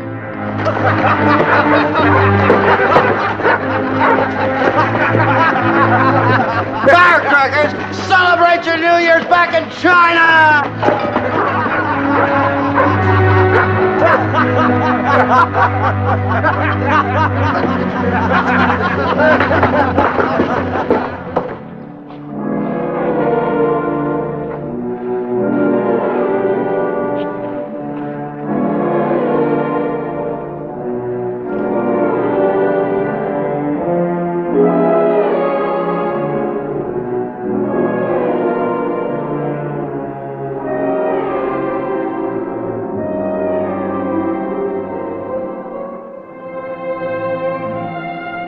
Oh, this land, and no loom for me.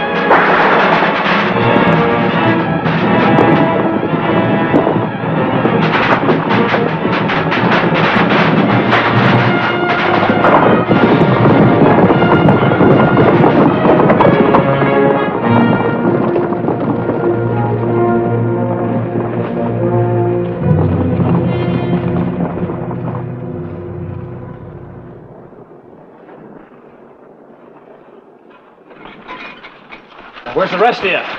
Oh, so sorry, Lieutenant. This is all there is of me.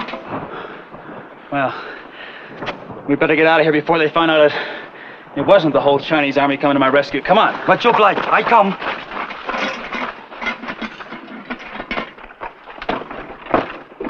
Hurry up, Charlie. Sorry. My name not Charlie. My name's Sam. Sam Key. All right, so it's Sam, but I'm still getting out of here now.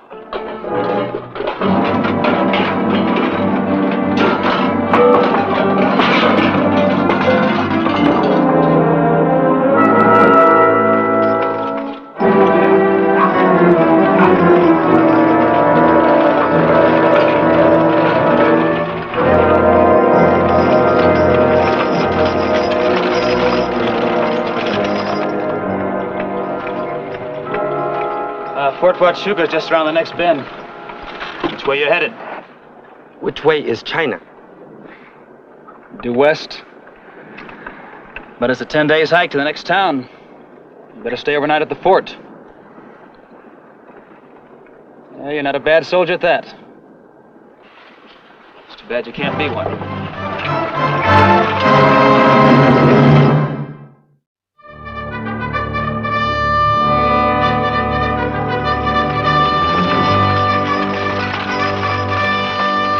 Here comes a pay wagon.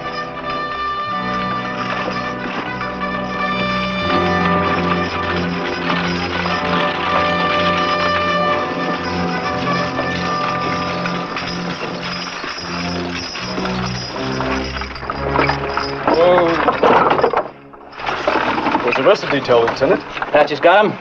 What about the payroll? Payroll, too. That's the second one they copped. 60 days since any of us have drawn a penny's pay. I said they got the men, too. As if the heat, dust, and stinking food here wasn't enough. Rottenest post in the whole West.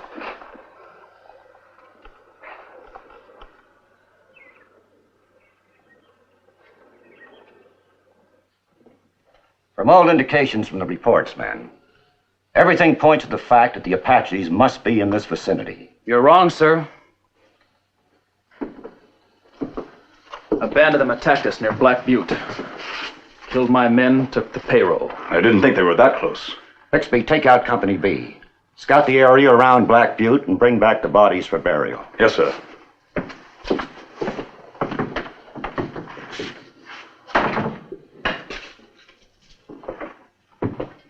If I may, sir, I'd like to ask Lieutenant Burke how he happened to come by way of Black Butte.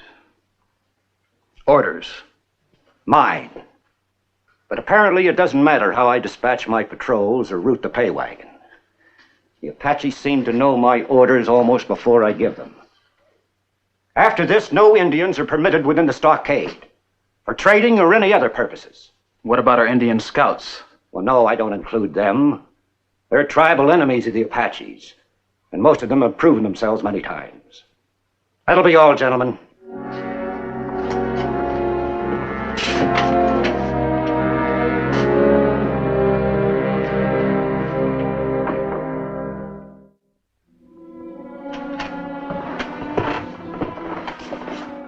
I wasn't always starving. I wouldn't eat that stuff.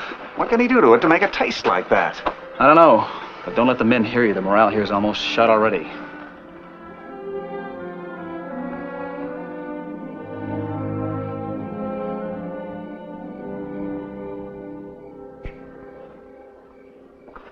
Gosh, I'm sorry. I forgot all about you, Charlie. Not Charlie. Sam. Please? That's right, Sam Key. After saving my life, I call you by the wrong name and leave you here to starve. Not starve. Maybe like eat a little something, Banbai, huh? I'm not by and by right now. Come along.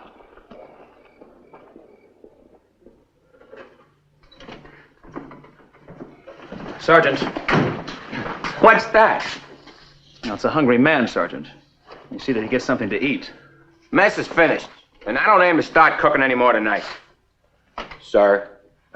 Cook own self, then wash up. Am very good A1 first class dishwasher, Mr. Sergeant.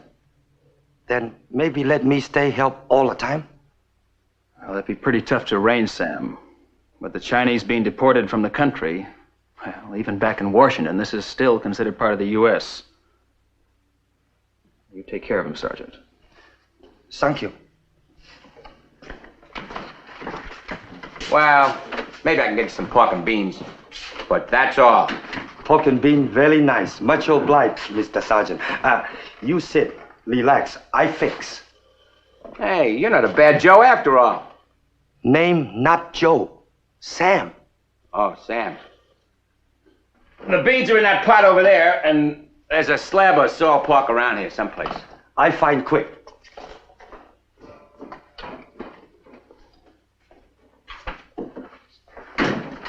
What do you want, Coyote?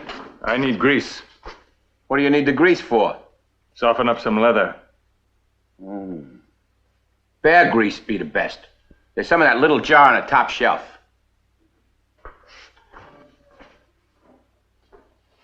Please, I get for you. Ah! Keep your paws off me. Solid. Very solid.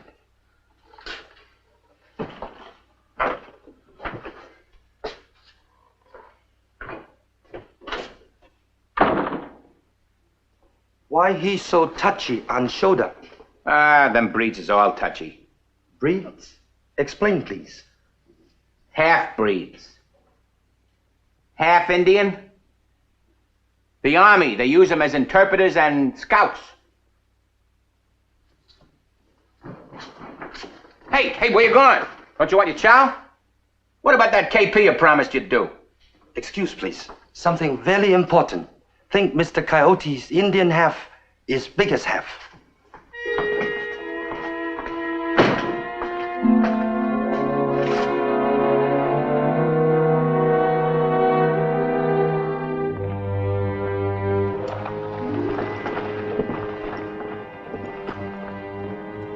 Someone come. The lieutenant. Katamo. You go loco? Do what I tell you.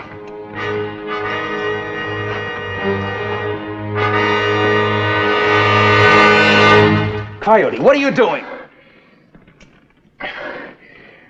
Rheumatism and back and shoulders. Rub in grease. Then use flame. Burn it out. Sounds like an Apache torture ceremony. It's an Indian remedy. Drives out the devil. I wouldn't be surprised. Rheumatism, huh?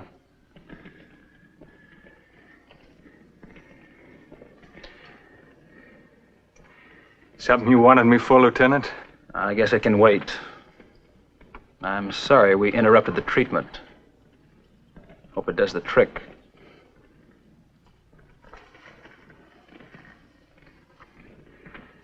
I'll have that Chinaman's pigtail hanging from my belt if it's the last thing I do. I can't go to the colonel without some sort of proof. Would have plenty proof if he not burned back with fire the high burn of soup. You could be right, But plenty right. Why when he come to kitchen, he say he want grease to make leather soft? I would have been willing to bet my last dollar on him. I didn't need my last dollar till I get a payroll through. Too bad cannot stay here. Would find out much about Mr. Coyote. Well, I'm sorry too, Sam. But you know the story. Anyway, I'll keep my eye on it.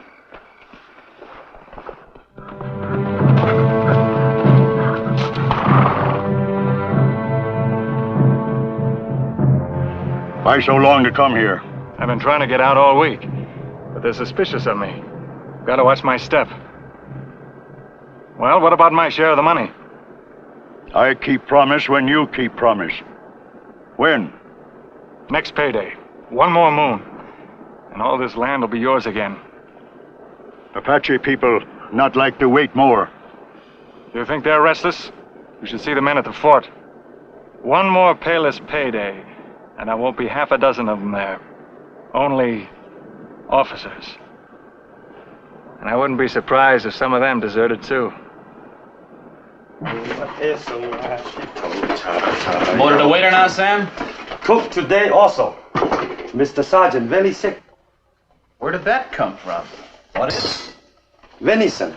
Me A1 first class rifle shoot. Mushrooms. Don't tell us you shot those too. Find in woods. Way up hills. Catch salad also. Dandelion, wild watercress. Well, you couldn't get a better meal than this at the Tahoma House in San Francisco. Maybe now you let me stay. I will fix leaky stovepipe, cook, wash dishes. I'm sorry, Sam. Wish there were some way we could keep you here. But an army post is for military personnel only. You see, we've already stretched regulations to keep you here this long. Anyway, you'll let him stay till the cook gets better, won't you, Colonel? Yes, I suppose that'll be all right. Cook will be better right away soon. Only sick from food. Cook own self. Use castor oil instead of cooking oil. Don't know how Bato got mixed up.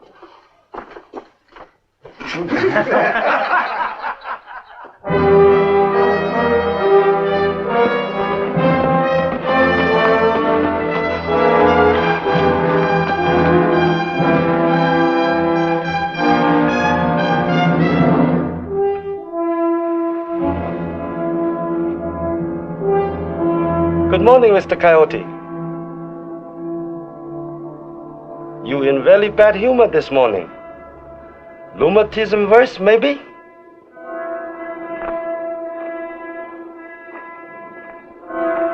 Rheumatism better.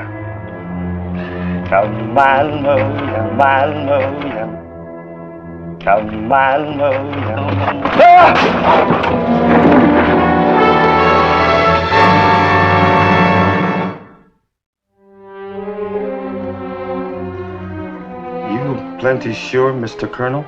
Of course I'm sure. You wouldn't expect me to make you leave in this condition. Every bad has a good, yes? I suppose so. I'd still like to get at the bottom of this. Sam, you must have some idea how this happened. Have plenty good idea, but need proof. Well, I wish somebody around here would realize that I'm the commanding officer and let me in on this mystery. You and Lieutenant Burke. Lieutenant Burke, no come see me. I'm sure he will, Sam. Just as soon as he gets back from town. Is month already? He go for payload? That's right. Where is Coyote? Oh, he went with the lieutenant.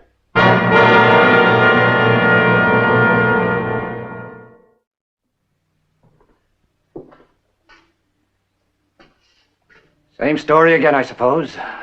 It's a little early to expect them back, sir. If you ask me, Bert acted mighty strange. Claimed to be suspicious of Coyote and then insisted he be on the detail. Well, makes good sense. Can keep an eye on him. Pay wagon's here. Here comes the paymaster.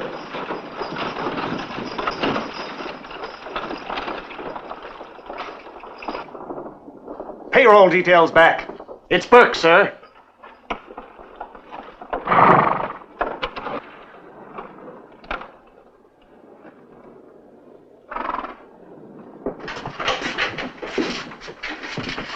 Good boy, Lieutenant. It's empty, sir. Oh, I never got it. It wasn't there. I found this message waiting instead.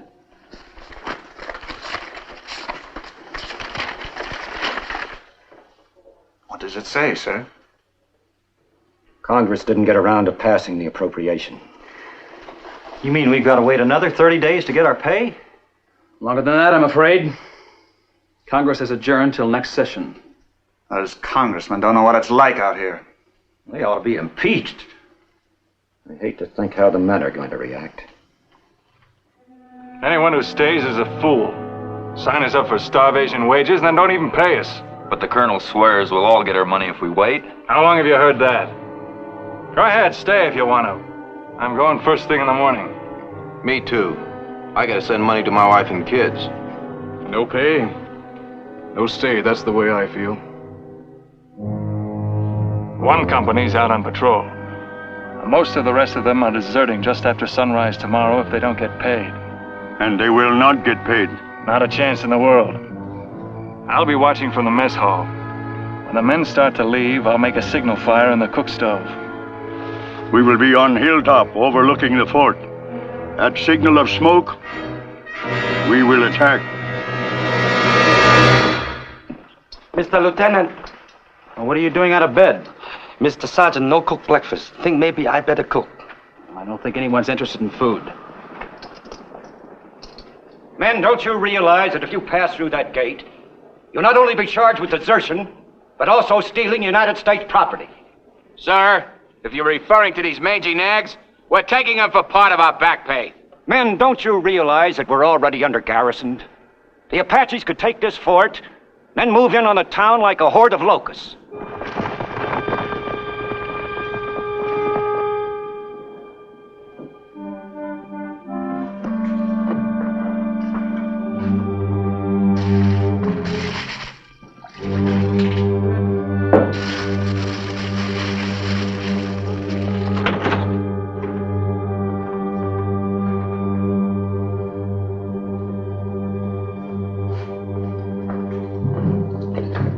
What do you do with fire? Nothing. If no cook at stove, maybe give signal or something. Shut up. Sure. That is why you no go with other traitors. You want soldier leave. Soldier no leave though. No leave if get pay money. But they're not getting it. You very wrong. Sam give them money. You?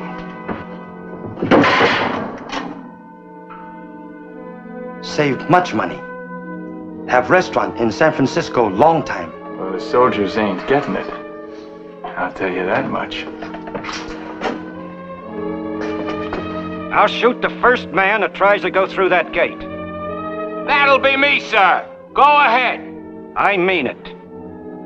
And I'll shoot anybody else that tries to desert.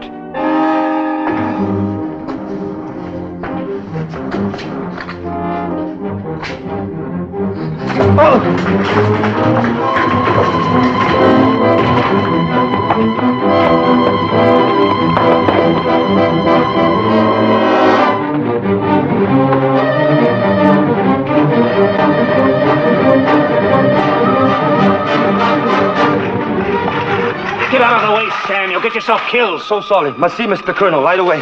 Sam, get out of the way. Mr. Colonel, take this, please. What is it? What have you got there, Sam? Take a look, see.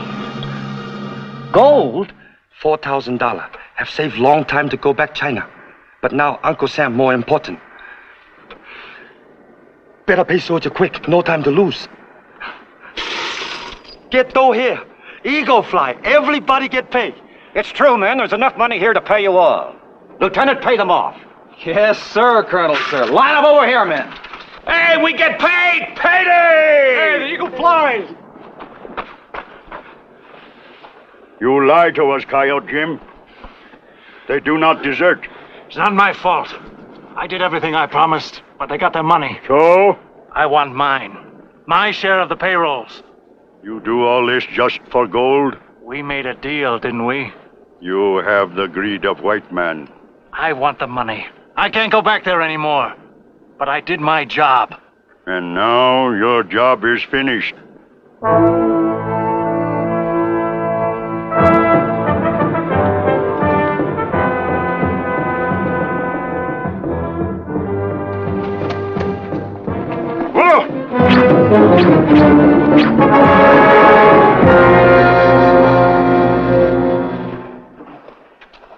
Sam, we're not using that little building over there.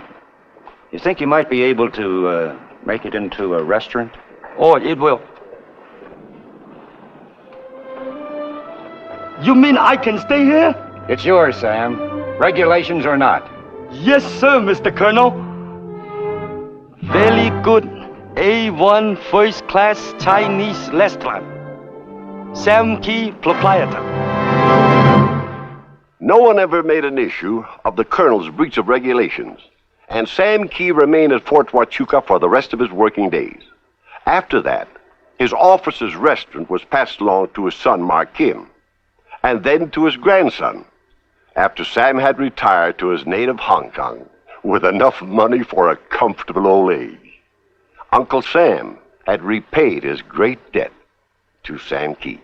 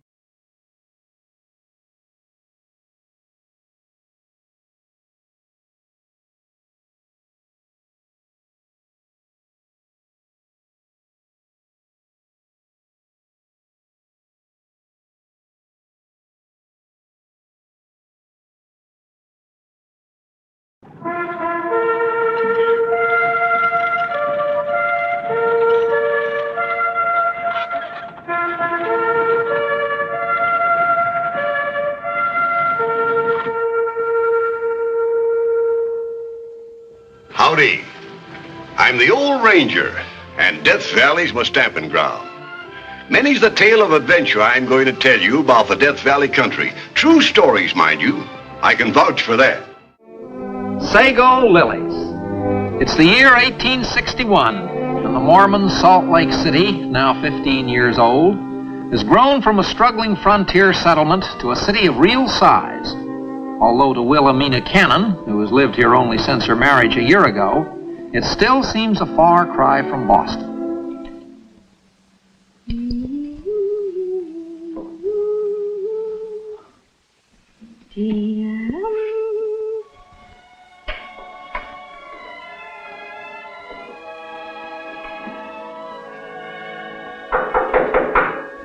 Come in. Evening, Sister Wilhelmina. Sister Sarah? David not home yet? No, Brigham Young called a meeting for some of the men. And I don't know what for.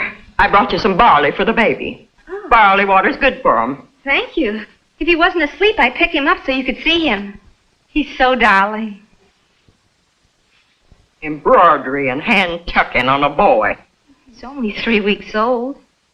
My first 2 children wore flour sacking from the day they was born, and they was lucky to have that. Must have been dreadful those first years out here. Nobody'll ever know. I couldn't have stood it. You can stand anything if you have to. I'm not so sure. Of course, I was raised to hard work, and you was raised as a lady. I've earned my own living. As a nursery governess in a fashionable family. Yes, but... Playing the piano, doing embroidery, reading books. Speaking of books, see what just came from home. I sent back for them when we knew we were going to stay here. It's taken them a whole year to get here. Poetry. Oh, there are essays, too. And biographies. I'd like to know when you think you're going to have time for book reading. There's still plenty of work to be done here in Salt Lake City, and everyone's required to do his part. Well, at least I can enjoy looking at the covers. David's going to build me some bookshelves along that bare wall there. It'll dress up the room a lot. All the different colored bindings and gold lettering. Boil some of that barley up like I told you.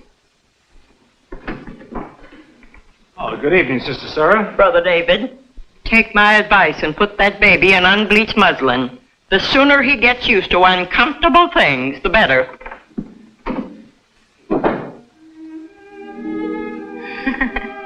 Poor Sister Sarah. She makes such a grim business out of life. How are you, darling? And how's our boy been today? Just wonderful. He's growing like a weed, isn't he? Not a weed, a flower. Soon be able to travel, do you think? What do you mean? I have some news for you, Willie. Sit down while I tell you about it. The church is establishing a new colony in the southern part of Utah, down near the Arizona border. I've heard talk about it. The Dixie Mission, they call it. It's a project that Brigham Young has had in mind for some time now. A place where we could grow our own cotton and sugar. You see, now with the war on, there's even more reason for it. The regular sources of cotton and sugar will be cut off for many years, maybe. What's all this got to do with us, David? With you and me? We've been called, darling. We're one of the 300 families who've been chosen to go. Oh, David. It's a great privilege, Willie, an opportunity to render real service to the church, do some pioneering for it. How far is this place? About 275 miles from here. What is there? Good soil for growing cotton and sugar. Nothing else? You mean it's a wilderness? Just like this valley was when the first company moved here. And see what they've done with it in the space of a few years. The words of the prophet have been fulfilled. The wilderness and the solitary places shall be glad for them, and the desert shall rejoice and blossom as the rose. I won't go.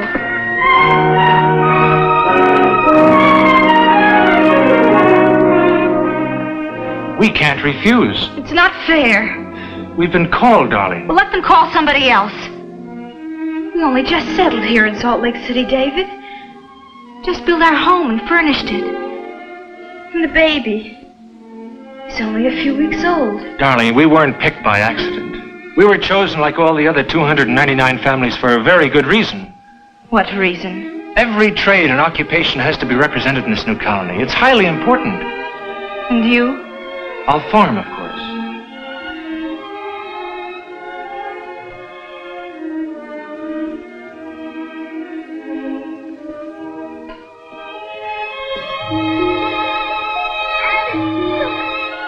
Sweetheart, I know how hard it is for you to pull up stakes when you've just begun to get used to things here, but well, St. George won't be a wilderness for very long. But that's what the new settlement's going to be called, St. George. I like the name, don't you? It has a certain ring to it. David, I'm ashamed of myself. Darling. I'm not a very good pioneer, I'm afraid. Or a very good wife, either. You're the sweetest wife a man was ever blessed with. And I love you. I love you too, David. Wherever you go, I'll go. 6 weeks it took them to make the journey from Salt Lake City south. 6 long weeks. Creaking endlessly through desert sand, bumping and swaying over rocks, toiling up steep grades and sliding precariously down even steeper ones. Until at last they lumbered through a mountain pass and down into the valley of the Virgin River, a spot chosen by Brigham Young for the new Dixie mission. Here they camped in their wagons until the city could be surveyed. And then, on a certain day in February 1862, they drew lots for home sites. Silas Easton.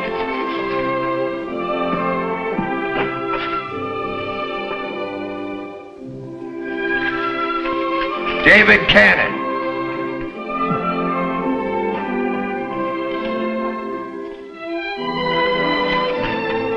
Ephraim Higgins. Thomas Carter. Willie! Willie, look what we drew. Block 36, Slot C. One of the choicest locations. It is? Well, an acre on the very southeast corner of town. Near the river for hauling water and only a couple of miles from the fields where I'll be farming. David, that's wonderful. It's, right down this street. Street? Well, in case you don't know it, madam, you are now standing on the main street of St. George. The city of St. George, like the city in the Bible. Oh, you don't pay attention in church as you should, darling. The city is great, people are few, and the houses are not yet builded.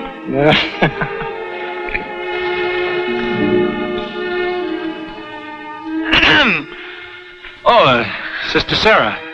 What did you draw, Sister Sarah? Block 9, Lot A, off the public square. Oh, I'd hoped maybe we'd be neighbors.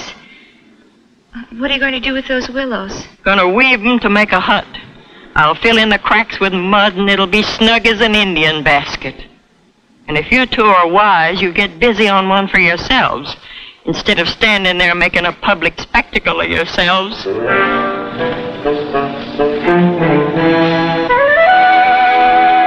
I guess that's good advice. How do you go about weaving a house?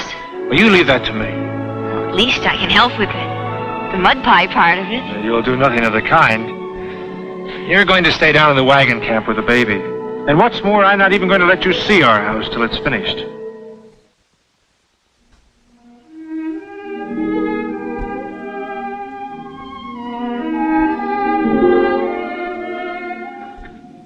All right. Now you can open your eyes and look.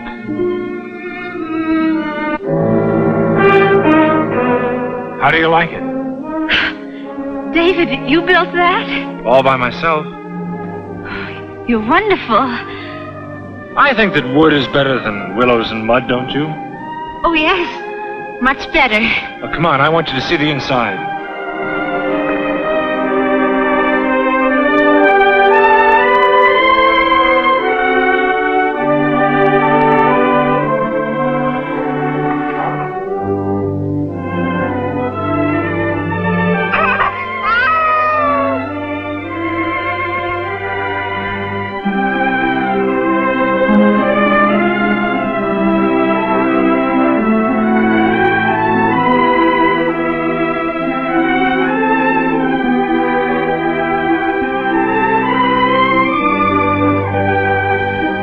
Only this dirt will pack down very hard, be almost as good as a wood floor.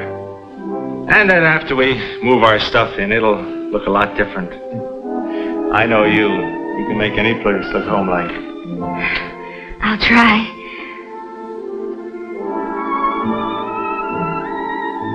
Do you remember when we moved into our first home in Salt Lake City? Yes. It was the happiest day of my life. And the very first thing we did? We knelt and dedicated ourselves to it. Oh, yes. Let us do the same thing here. Here? It's our home, darling, just as that one was. Our new home.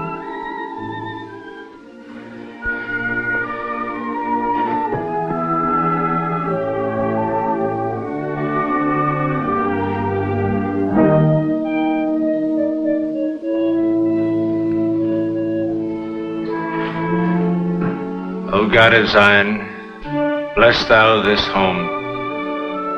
May it always be worthy in thy sight, and in the sight of our fellow men. The Mormon pioneers went to work with the zeal for which they are famous. The new settlement teemed with activity. Land was grubbed, irrigation ditches dug, fields plowed, public buildings erected. Wilhelmina Cannon did her work like the rest, but her heart wasn't in it.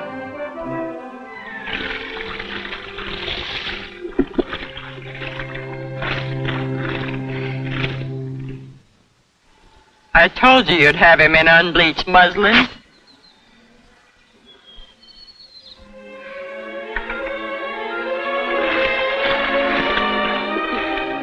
Weeks passed. Most of the folks in the new colony were still living in their wagons or in temporary shelters. So Wilhelmina kept telling herself that she was lucky, but she couldn't quite convince herself.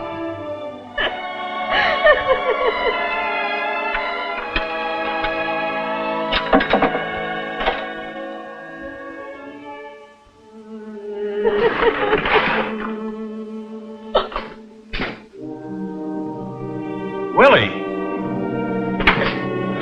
What's the matter, darling? Oh, everything. I can't bear it, David. I've tried, I truly have. No use. Pioneering is always hard work, sweetheart. It isn't the work. I don't mind that. It's the place itself. The emptiness. The barrenness. The awful ugliness of it all. The colony is new yet. Give us time. I just feel starved. Starved? You wouldn't understand.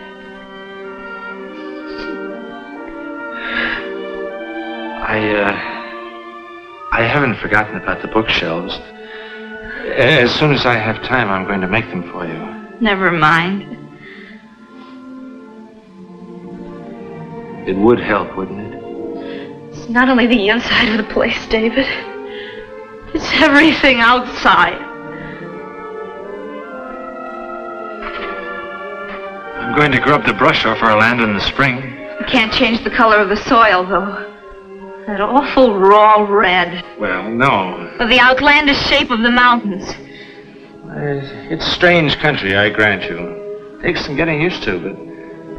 Well, in its own way, I think it's rather beautiful. Beautiful? About as beautiful as an Indian in war paint.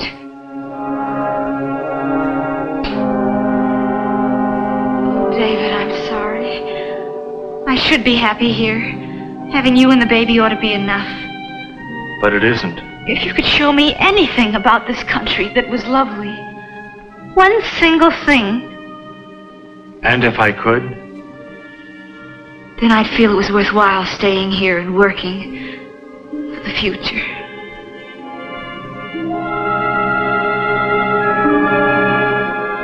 One single thing of beauty.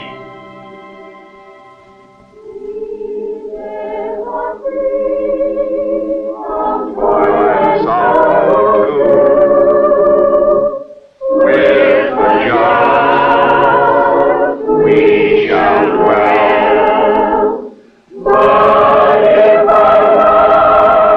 I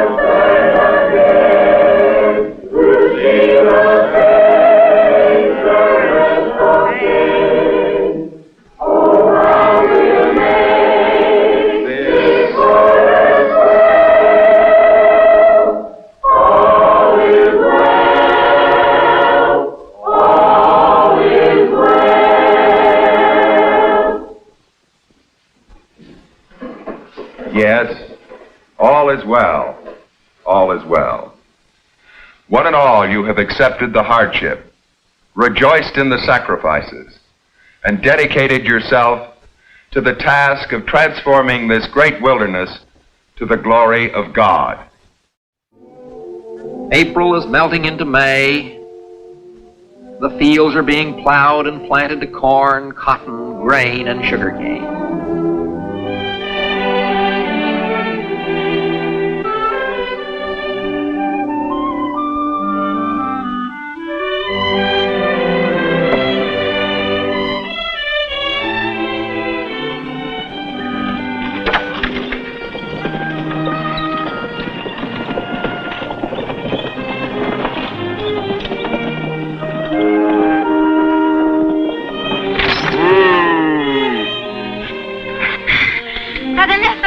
Howdy, sister. Where do you come from?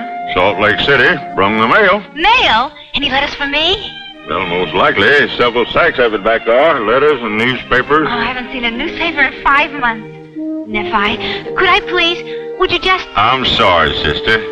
My orders is to deliver the whole kit and boodle to Apostle Snow. And he'll climb off in the public square. I'll be there. All right. Get up.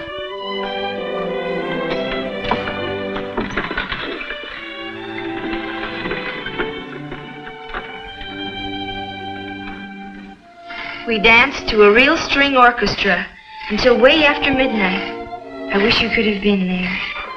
Love, Marianne. You read those letters anymore, you're going to wear the paper out. Territorial ball must have been beautiful. I can just picture Marianne in blue taffeta with hoops. I'll make you some hoops, darling, if you'd like them. Out of what? A barrel? David, when can we go back? Darling, we've only just started here. Someday? I don't know, honey. You mean we might have to stay here for the rest of our lives? Well, let's just take it day by day. I believe you really want to stay. I have no choice. Well, I guess I'll go to bed. Gets to be morning before you know it. David, suppose you had to choose between this life here and me. Well, that's something, fortunately, I don't have to worry about. I'm here, and I have you, and I'm happy.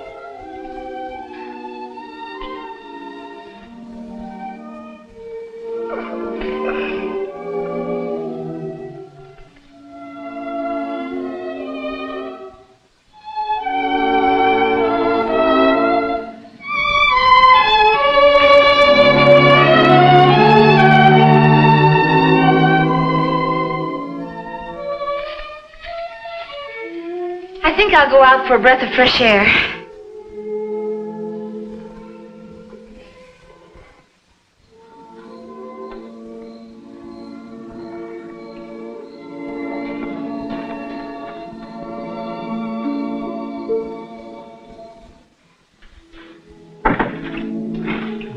Willie! Well, I'm off. Got your noon meal? Got it right here. Well, I'll see you this evening, honey. Bye.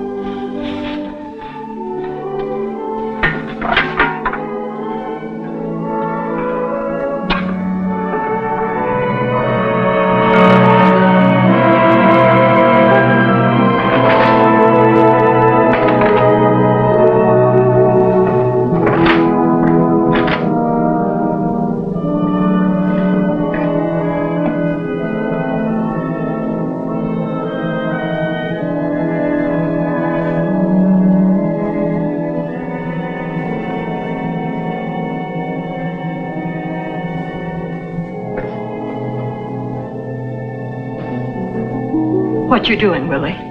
Sarah.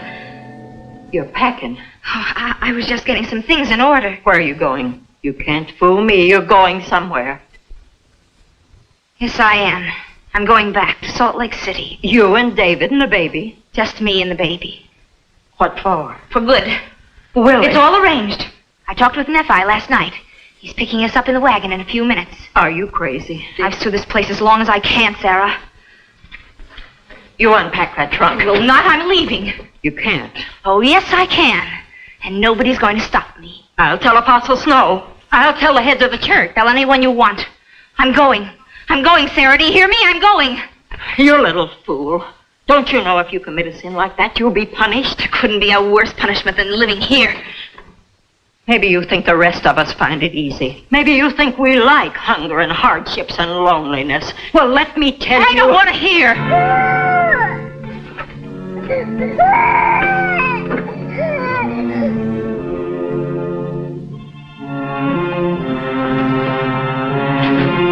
Let me by. I warn you, Sarah Whipple. If you don't step aside, I'll... Sister Wilhelmina! There's been an accident. David's hurt. It's easy. How did it happen? He fell off a canyon wall. Broke his leg. He ain't come to yet. We'll go fetch Brother Kimball. He'll fix that leg up good as new.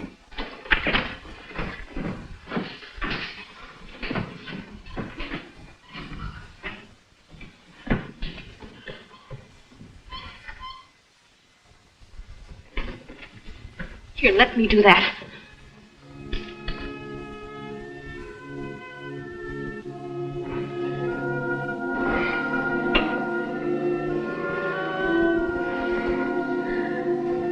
Willie. David, he said you fell from a canyon wall. I was after some flowers.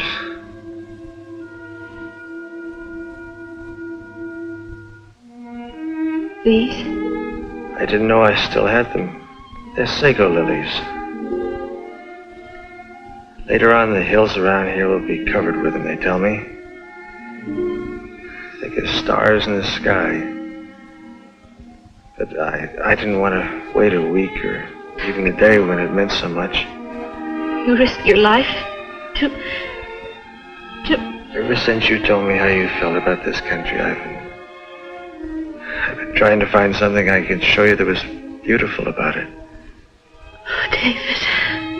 I'm afraid they got a little bit smashed when I fell. But they are pretty, aren't they? They're the loveliest things I've ever seen. Like fairy bells. Or butterflies.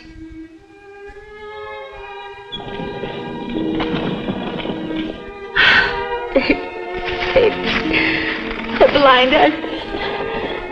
Any place where a woman finds love like yours is beautiful anyway. Sister Wilhelmina.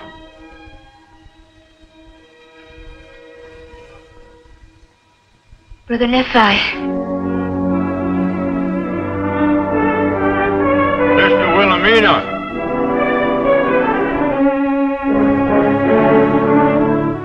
We won't be needing you, Brother Nephi. Get along. All right.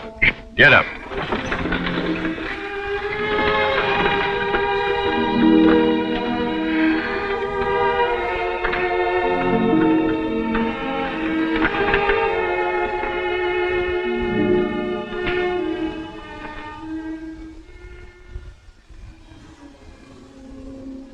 David and Wilhelmina Cannon have long since passed from this earth. But the sago lilies, now the official state flower of Utah, still bloom each spring in all their glory on the red hills around St. George. And in the town, you'll still find some folks who knew and loved Wilhelmina, and may remember her as a smiling lady who always praised the beauty of the land that she lived in.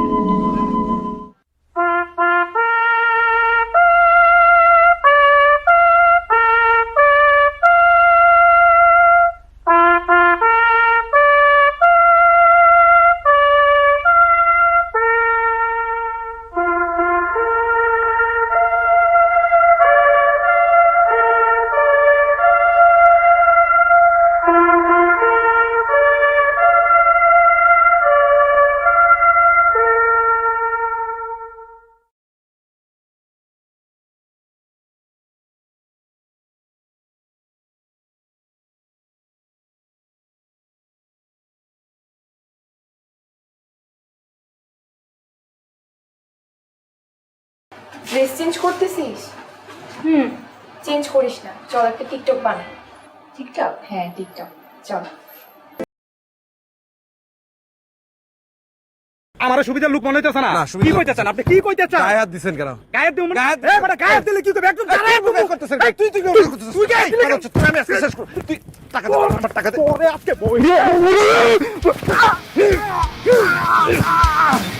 আপনি কোন রাস্তার মধ্যে আইছেন ভাই?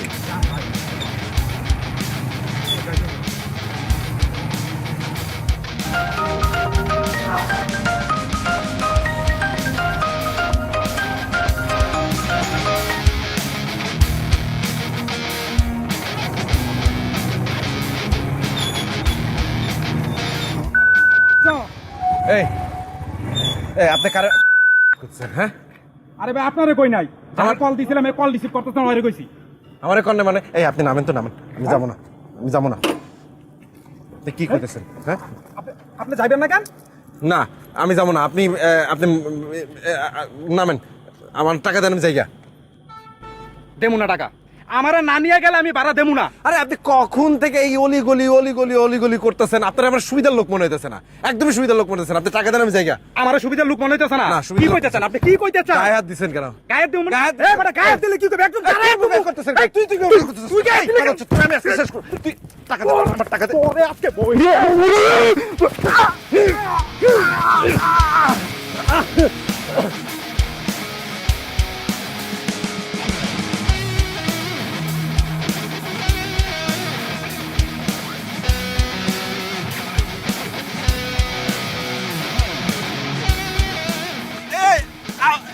Motorcycle করে নিয়ে যেতেছেন ভাই? এটা আমার মালিকের মোটরসাইকেল ভাই। ভাই মোটরসাইকেল নিয়ে যান না।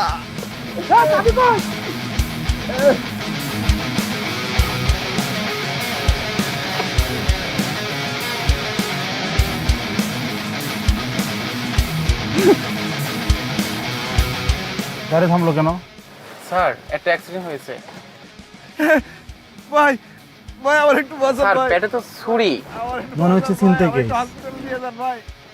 স্যার হসপিটালে নিয়ে যাব? আরে পাগল হইছো? এত রাতে থানা পুলিশের ঝামেলা কে যাবো? চালাও গাড়ি।